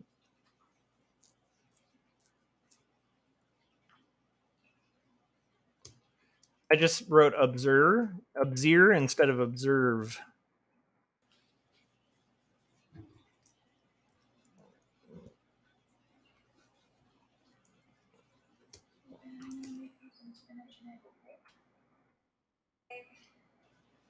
Do you not want any food? So we're going to finish up the roughs for this. For later. For sure. Like save it for tomorrow if you don't want it tonight, baby. Are you too full? Philip said, didn't Disney stores shut down? I wouldn't be surprised if a lot of them did. I don't know about, like, I haven't really been to a mall, since COVID, honestly. Oh, that's so cool. Scott was saying we designed a giant pirate ship that hovered between the 2 floors of one mall with the Warner Brothers characters sword fighting, among other things. It was incredible stuff. Yeah, I think Disney stores are still around though. At least at downtown Disney and stuff. It's hard to say because that's California, but I would imagine a lot of retail shut down probably with all the shutdowns. I would imagine that impacted quite a lot of retail. But I think retail's back. Like, maybe I'm crazy, but I don't know. That's the thing though. Like, I'm too much of a curmudgeon to really know how alive and well retail is. Like, it has probably been, I can't even count like how long it's been since I've gone to like an actual store. I mean, I've been to like Target, but it's mostly been like small stuff, like, stuff for like groceries or something like that. But I haven't been to like a, like just browsing or shopping in quite a while. Then again, like, pre-COVID, I didn't really like, I used to joke about this with my wife that we were like kind of prepared for a shutdown a little better than a lot of people. Cause like, Yeah, you're already doing it. we're already curmudgeons. Yeah. We're already like weird artsy people who stay home a lot and work on stuff. So it's like, I feel like a lot of artists actually had an edge in that scenario because you're like, yeah, stay at home all day and just have access to things on the computer. That sounds like my life already. Have the excuse to be like, stay away. Yeah. That all we had then was like a really, I mean, this isn't to make light of it, but it was a great excuse to just be like, sorry, I'm not going to that thing. I'm going to stay home and draw. I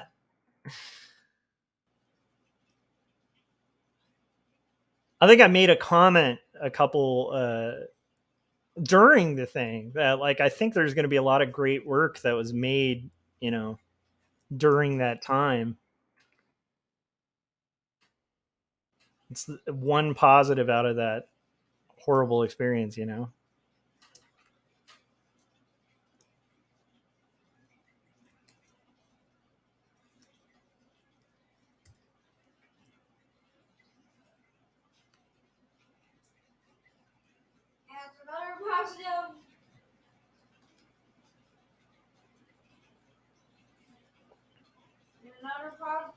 And another positive. COVID could probably cause school to shut down. Benji was saying another positive is that it would cause school to shut down, and that would mean no homework. Anyhow, Ben hates homework. I don't know if you guys are aware of this, but my son absolutely hates homework. Hates doing it. I think almost everyone agrees with me. And he was saying he thinks almost everyone agrees with him. I think that almost everyone that homework is awful. In your live stream description agrees with me. Yeah, okay. Let's take a poll, guys. Ben was saying homework sucks and wants to know how many people in the live stream agree. I bet everyone's going to say. Philip said, I agree, Ben. I hated it too. Nice. Say I in the comment section if you hated homework when you were at school as a kid. Okay, so you guys probably can't hear that, but he's saying, say I in the comment section if you hated homework as a kid. Or at college. Or just at any type of school. Oh, Chris was saying they closed some, but I think in regards to the Disney store. Guys, actually, just say I in the comment section if you hated homework. Paul Pate said homework sucks with 2 exclamation points. And then Philip Chandler said I. Ben, it sounds like you've had a successful poll here. It sounds like you got a lot of people behind you. More people talking in the description now, guys. He was saying we need more people. If we can get more opinions, the more opinions, the better. Scott said homework sucks. Working from home rules. And then Chris said about 20 stores remain in the U.S. Yeah, that's a fair point. Yeah, it must have been really rough to be a retailer at that time. What I feel bad for are like the small businesses that probably just got decimated, Let's see here. This was going to be Robert.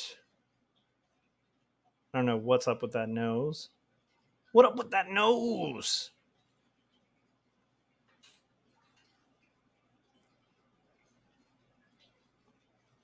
I like it. Paul said, let's start a homework sucks movement. No more homework. I think Benji's liking the sound of all of this.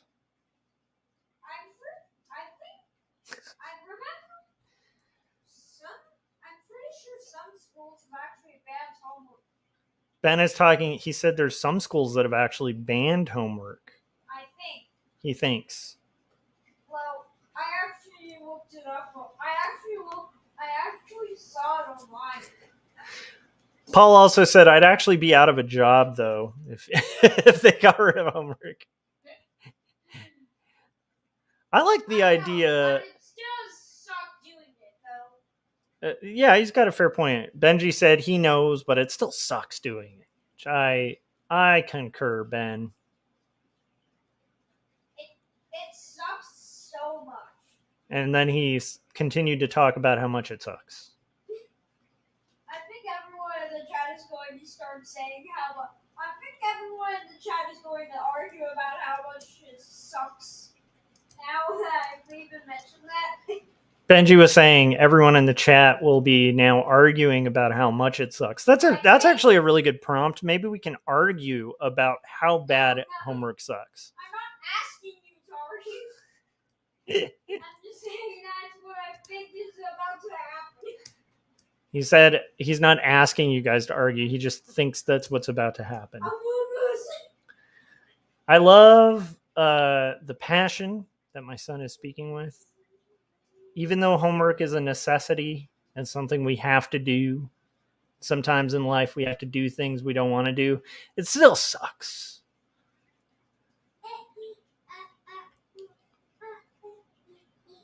Oh, Chris said, is Paul a part of big homework? Oh, Paul.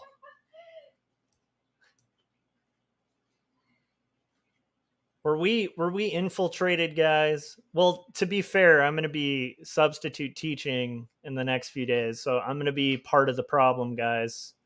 Not part of the solution. I'm going to be part of the problem.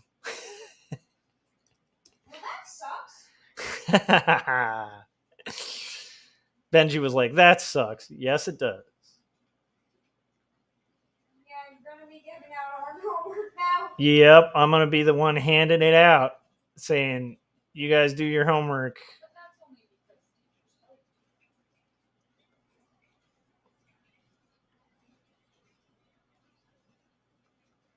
like Philip was saying, although in college it was more enjoyable, but I was doing what I like, though. I agree. I think homework in art school is a lot different.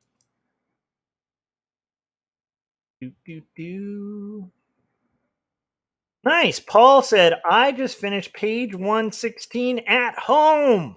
I love it. So you were working at home? Wait a minute. Now that I think about it, I'm doing work and I'm at home. Oh my gosh, you guys. That's not the type of homework, though. Benji was saying that's not. Type of homework. He said that's the wrong type of homework. So I don't think he minds art homework. No, you're talking. No, you're saying it's just work at home is different from homework. Oh, Ben was saying work at home is different from homework. So, like, working at your job is different from homework that you get from your teacher. Oh, he was clarifying that working from home is different than homework you get from your teacher. Yeah. Yeah. Multiple types of homework here. There's just a variety of homework apparently. All right, so we're gonna get through this panel. Type of homework that a lot of people hate. The type of homework you get from your teacher. Yeah. Yeah, that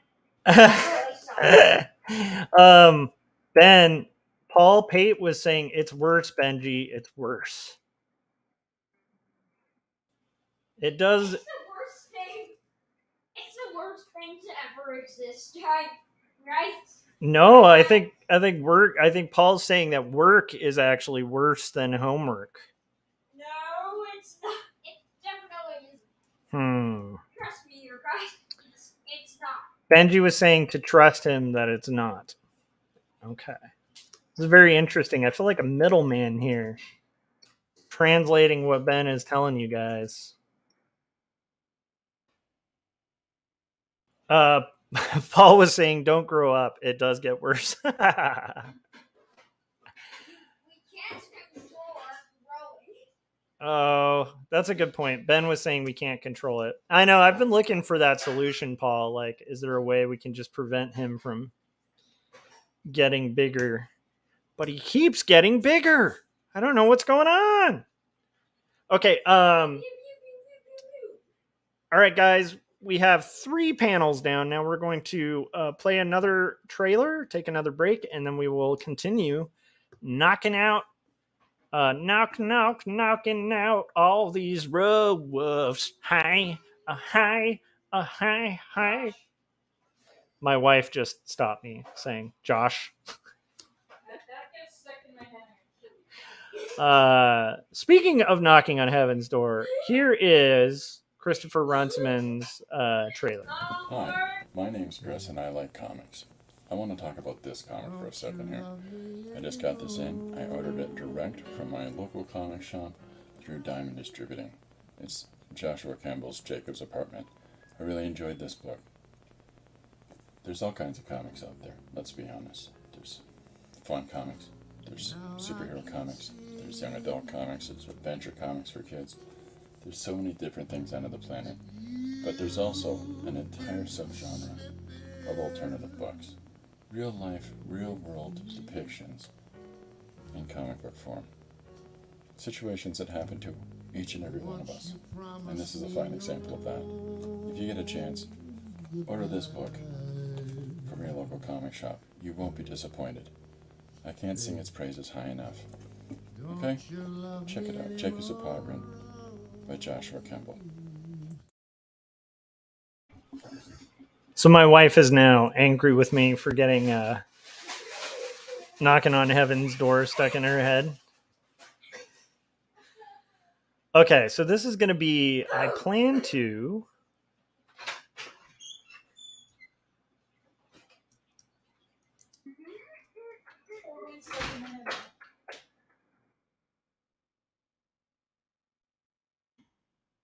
Oh wait, we already did that. So this will be. I would love to hear of it.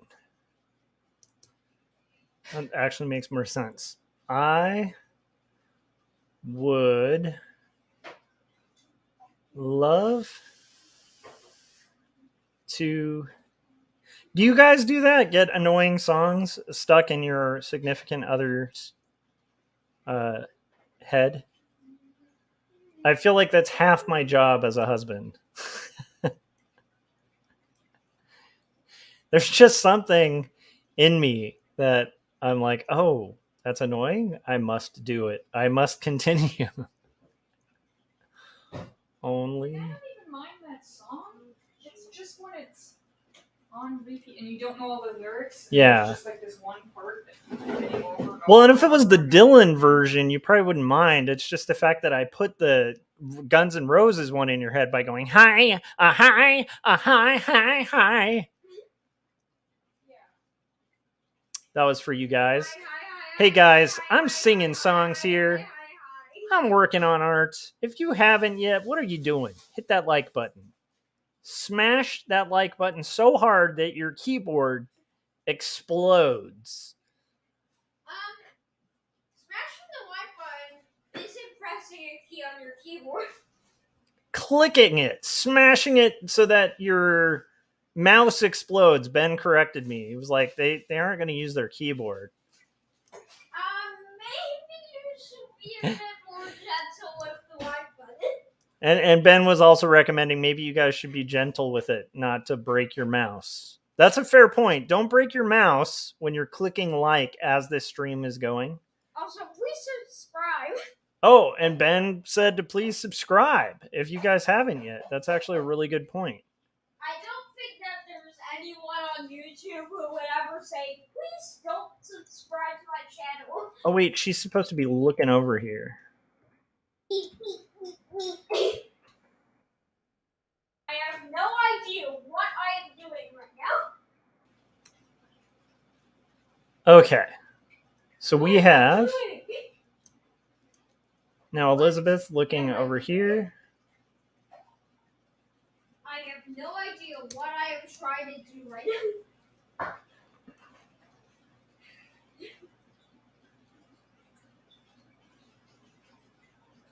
I think I made her chin a little too big.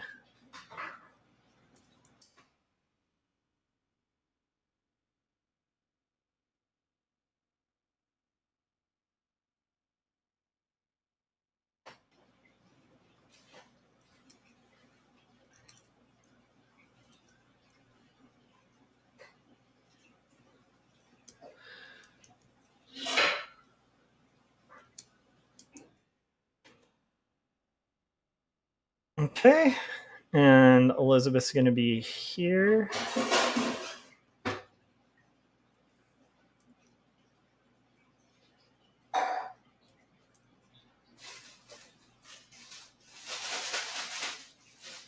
And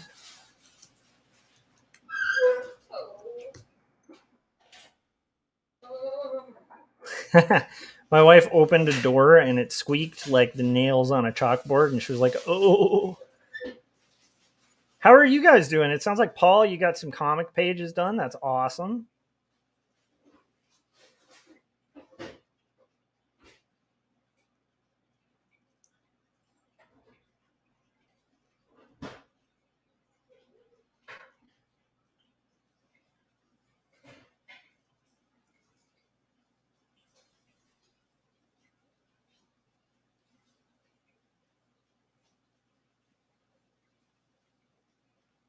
Man, I'm drawing rusty here.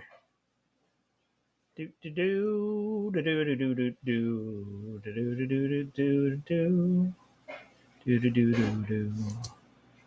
Okay, and let's get here, and then this will be Sophie.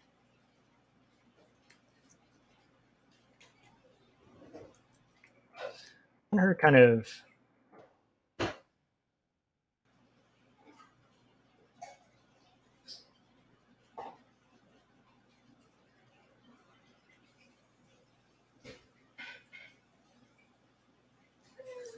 That was an awful drawing there. Let's correct that one. It was a very awful drawing.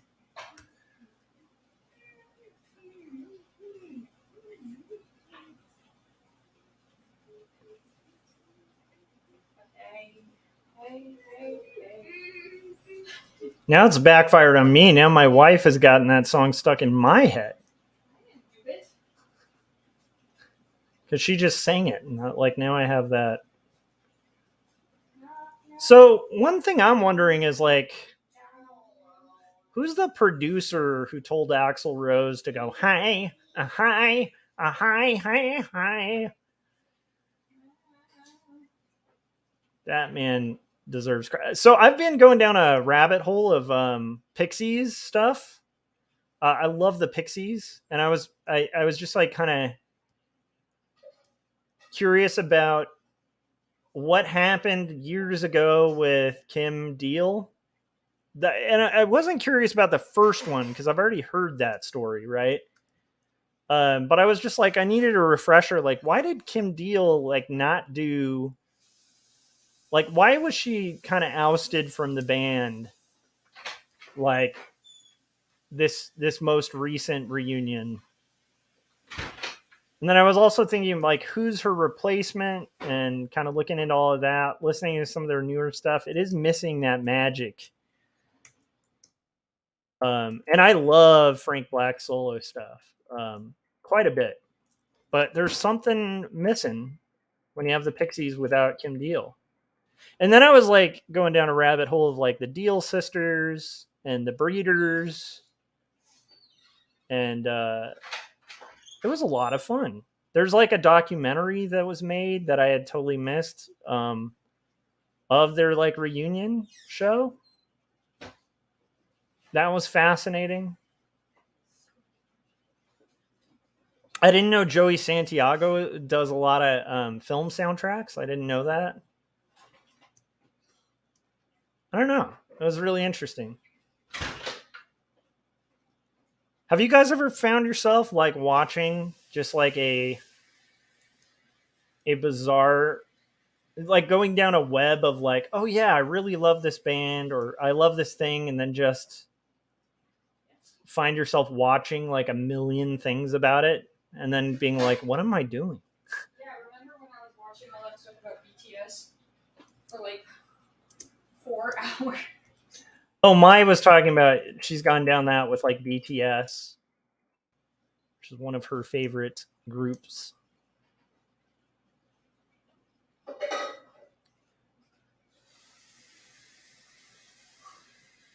Yeah, it was really interesting.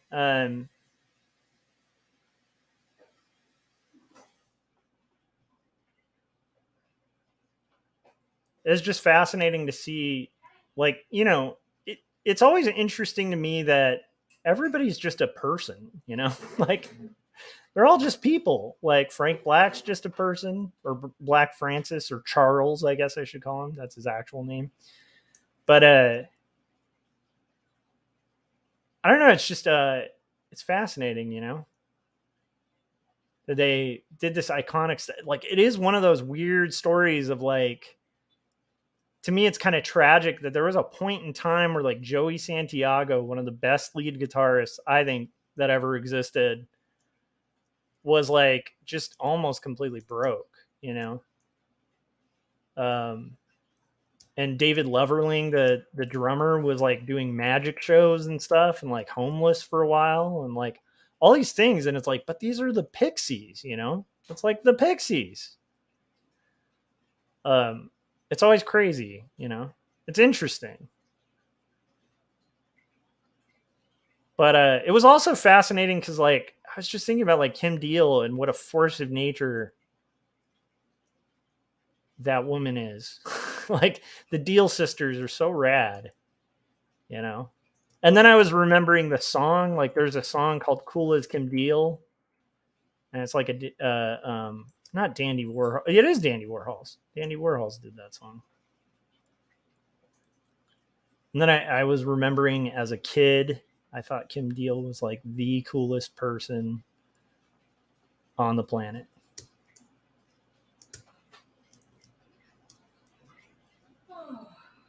And then I was thinking about like Teenager of the Year and that album, which is like a Frank Black album, and how good it is. Freedom Rock is such a good song. It's just yeah, if you guys haven't yet, I'm sure most of you have. But if you haven't yet checked out the Pixies, check them out. It's amazing. I don't even know what that song is. Yeah. It's even a song. And a good place to start would be Where Is My Mind, right? And then check out Come On Pilgrim. Check out Surfer Rosa. That you should probably check out Doolittle and Surfer Rosa first. Those two albums. Those will be the ones that'll hook you. Check out like the key entry level songs would be, Where Is My Mind? I'd say look up Hey. That's one of the best ones. But yeah, the Pixies are great. And just know that like most of those songs, like when you hear them, you'll be like, wow, this is cool. And then when you realize it's like 1987 and 89 that they were doing this, it'll like blow your mind. You'll be like, holy crap, they were ahead of their time.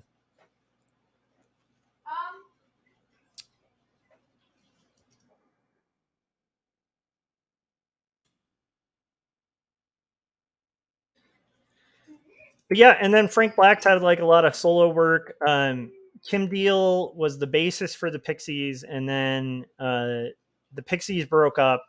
They had mild success, but not like they never became like the biggest band in the world. They were on like an indie label. And then after they broke up, the whole grunge thing just exploded. And Nirvana basically publicly in like multiple times said that when they wrote Smells Like Teen Spirit, they were just trying to make it sound like a Pixies song. And that the Pixies were one of Kurt Cobain's favorite bands. And then Frank Black launched like a solo career. He went by Black Francis. It's actually his real name is Charles, but they all had like pseudonyms. And that was okay. It was like a bit of a hit, but it wasn't like huge.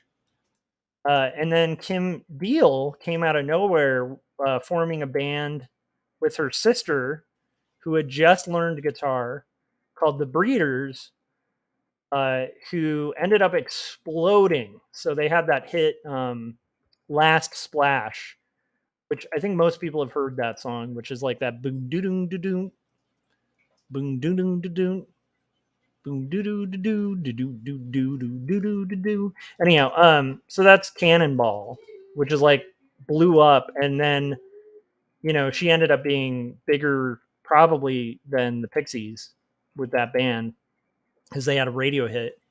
But then as the years went on, the Pixies were like one of those bands that was so influential to so many bands.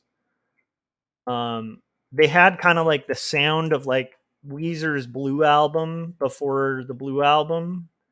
It's hard to explain. It's like there's just undeniable influence they had on so many bands. And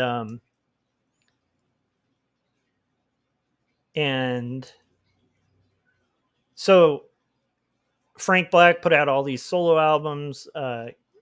Kim Deal did like all this stuff with the Breeders. The other two members of the band struggled to find anything. And then as they became more and more of a legend, they finally decided to have a reunion and get back together.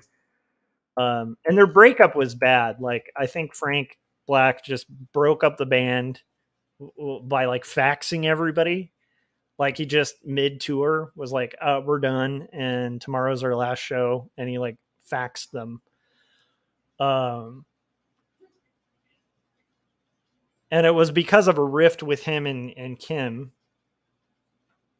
But anyhow, so they ended up getting back together, and then like a year into their reunion, I think Kim Deal just kind of quit. And a lot of people think it was, again, more conflict with her and Frank, but also because she's a touring musician who's already making a lot of money with the Breeders. So even though she's going to make a ton of money with the Pixies, she's already making a ton of money with her own band. So, yeah, but the Pixies, if you haven't gone down that rabbit hole, go down it. Some of the best music. It's kind of weird. It's very poppy, but punk, but rock. Sometimes kind of goth. It's just really great music. All right. Speaking of, we've finished yet another panel. We only have 2 panels left to go. I'm gonna play the trailer for. I like how when I say I say it like Kermit the Frog. I'll be playing the trailer. I'll play the frog. Kermit the Frog. Okay, we're gonna play the trailer for 2 stories, the Christmas trailer.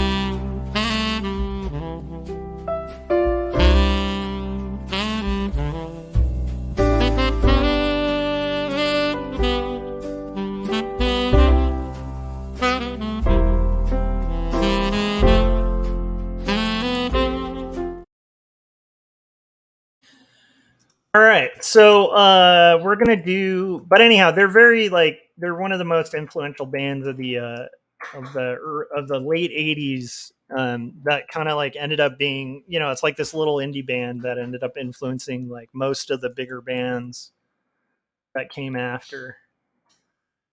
They kind of were heavily influenced by like Husker Du. I don't know. Anyhow, check out the Pixies if you haven't.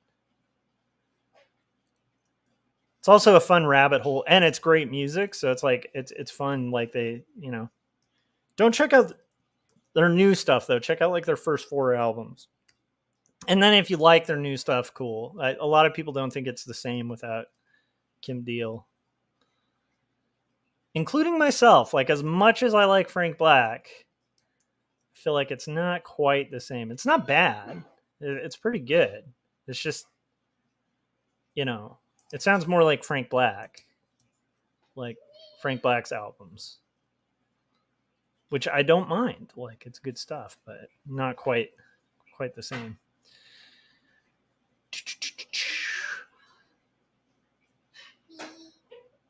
Yeah, and so like I was going down these rabbit holes of that, and then I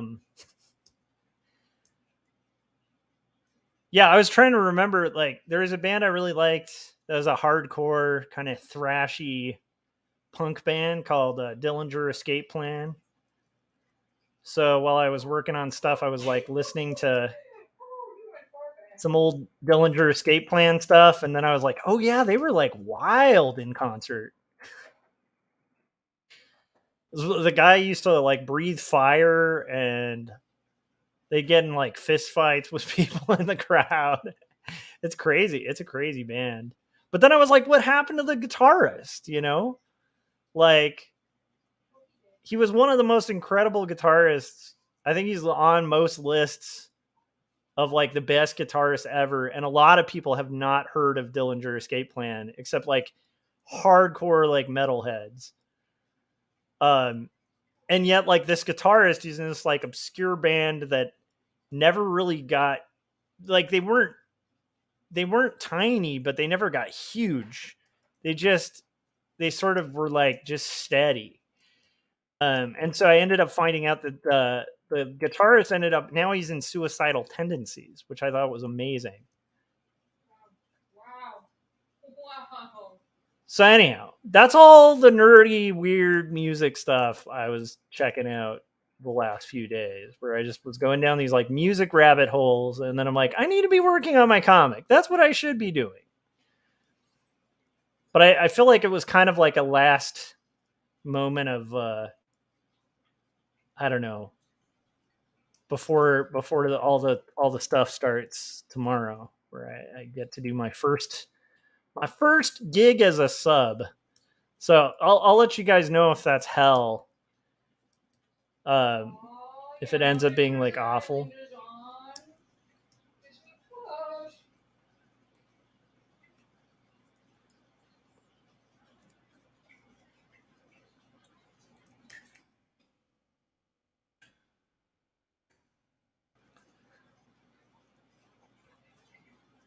So we're actually really close.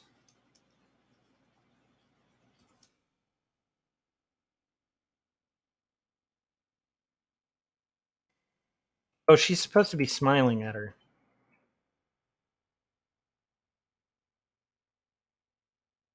And then this is Robert still kind of doing his thing.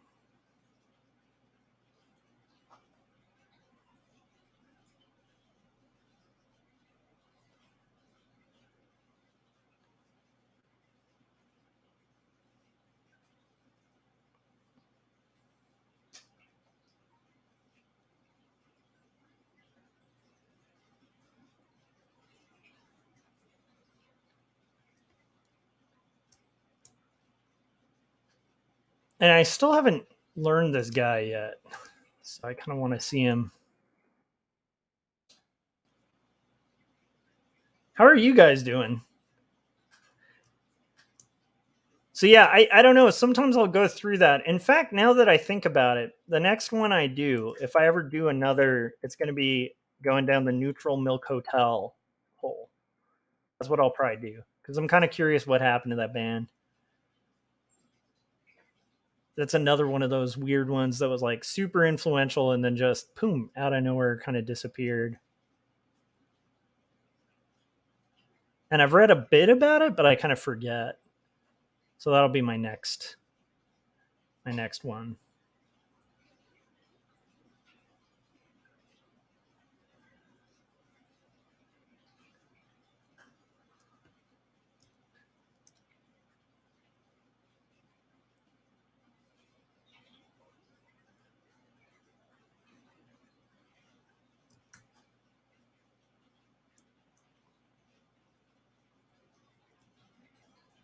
And then we're just gonna do our let's get rid of this. This can be the mirror thing. Again, we're gonna get more into detail with it when we get to our final.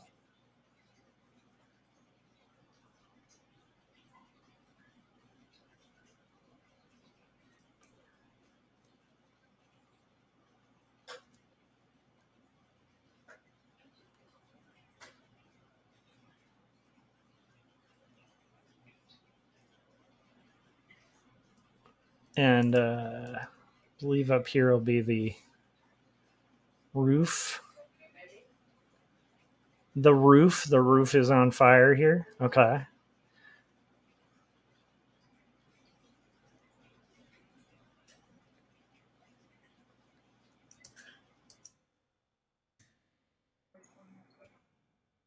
And I'm pretty excited because like once we finish this this I'll probably take off for a bit to eat. Might actually call it for the stream for the day. But we're being productive here.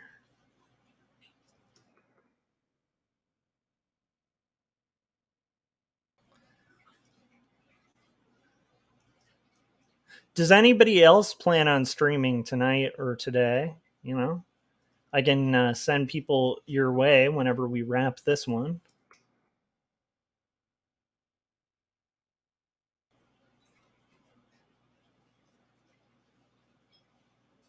Because we probably have another maybe 30 minutes, maybe less. So if you haven't yet, now is the time. Hit that like. Helps more people find this stream. And it really has had like a huge impact on the algorithm too. I think that's part of why my channel saw so much growth in the last year. Was I just started asking people to do that. It's something I always used to forget to do, and it makes a big difference. And if you haven't yet, you guys should consider getting one of my books.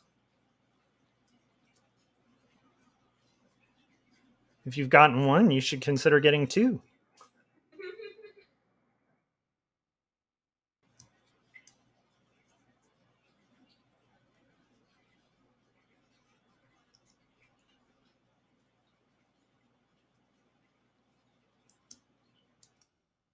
All right, now we have some of this going.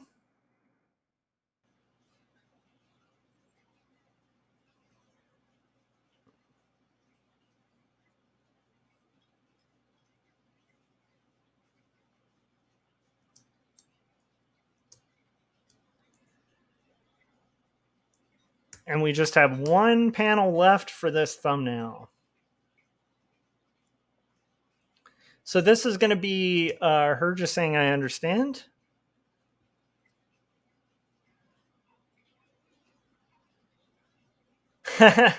Paul was saying, are you sure the growth wasn't due to your risk streams? It might be. I need to do those again. I might have to bring that business back.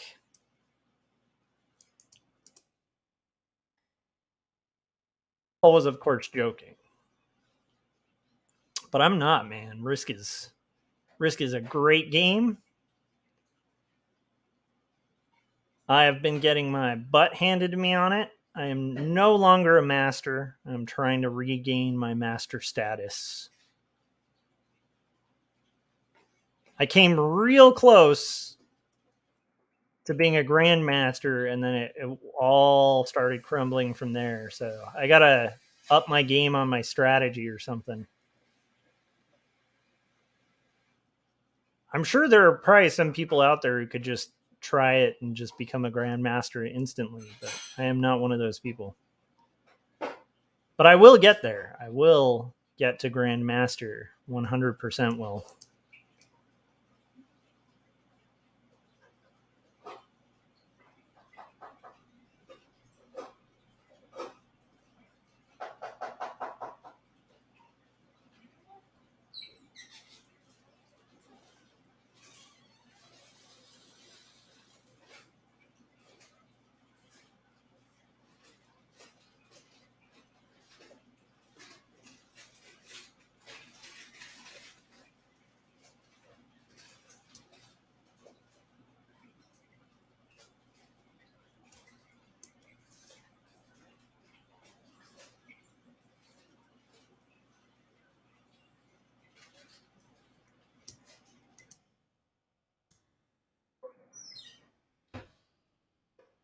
And we are almost there for the night, guys. We're almost there. Thanks to everybody who's tuned in. It really makes it a lot of fun. It makes a ton of fun having you guys on here. I appreciate all your guys' support. A lot of you guys have been supporting me for a long time. And I just want you to know how appreciated that is. In this world where there's so many options of things you can do or check out or read, you guys like showing up, hanging out, being part of this community means a lot to me, and it keeps me going on these longer, crazier projects like comics. Where it's really easy to kind of lose hope or lose focus, and you guys really do a great job at kind of keeping me inspired and interested. And I think in turn that'll, that helps hopefully other people to be inspired and to kind of make stuff and so on. So anyhow, you guys are appreciated and awesome. And I'm going to kind of wrap this up after I shade this particular panel. And then we'll kind of move from there. But yeah, so thanks for tuning in. If you haven't yet hit like, hit the bell so you get notifications when we're about to go live. I plan on streaming way more consistently in the next few days. We'll see if I can do one tomorrow. If I'm not completely exhausted from my first time ever substituting, then we'll see, and I'll let you guys know how it went. I'm a little nervous because it's something new. Like, I've taught college classes before. I've actually talked in high school classes before about my work and stuff like that, but I've never actually been a sub. And so it'll be interesting to kind of compare and contrast that with other experiences. So if I'm not here tomorrow, just probably assume that either it was excruciatingly exhausting or horrible. But otherwise, I'll be here tomorrow. But the one way to find out if I'm here or not is hit that bell so you get notifications when we're about to go live. And that is going to do it. And then Paul said I wasn't going to draw tonight until I saw you were. Well, that's awesome. I'm glad I helped you get encouraged to draw. I really appreciate you guys. And I hope you guys have a great evening. I'm going to go eat food. Bye. Thanks for tuning in. And yeah. Okay. See you on the next one. Bye.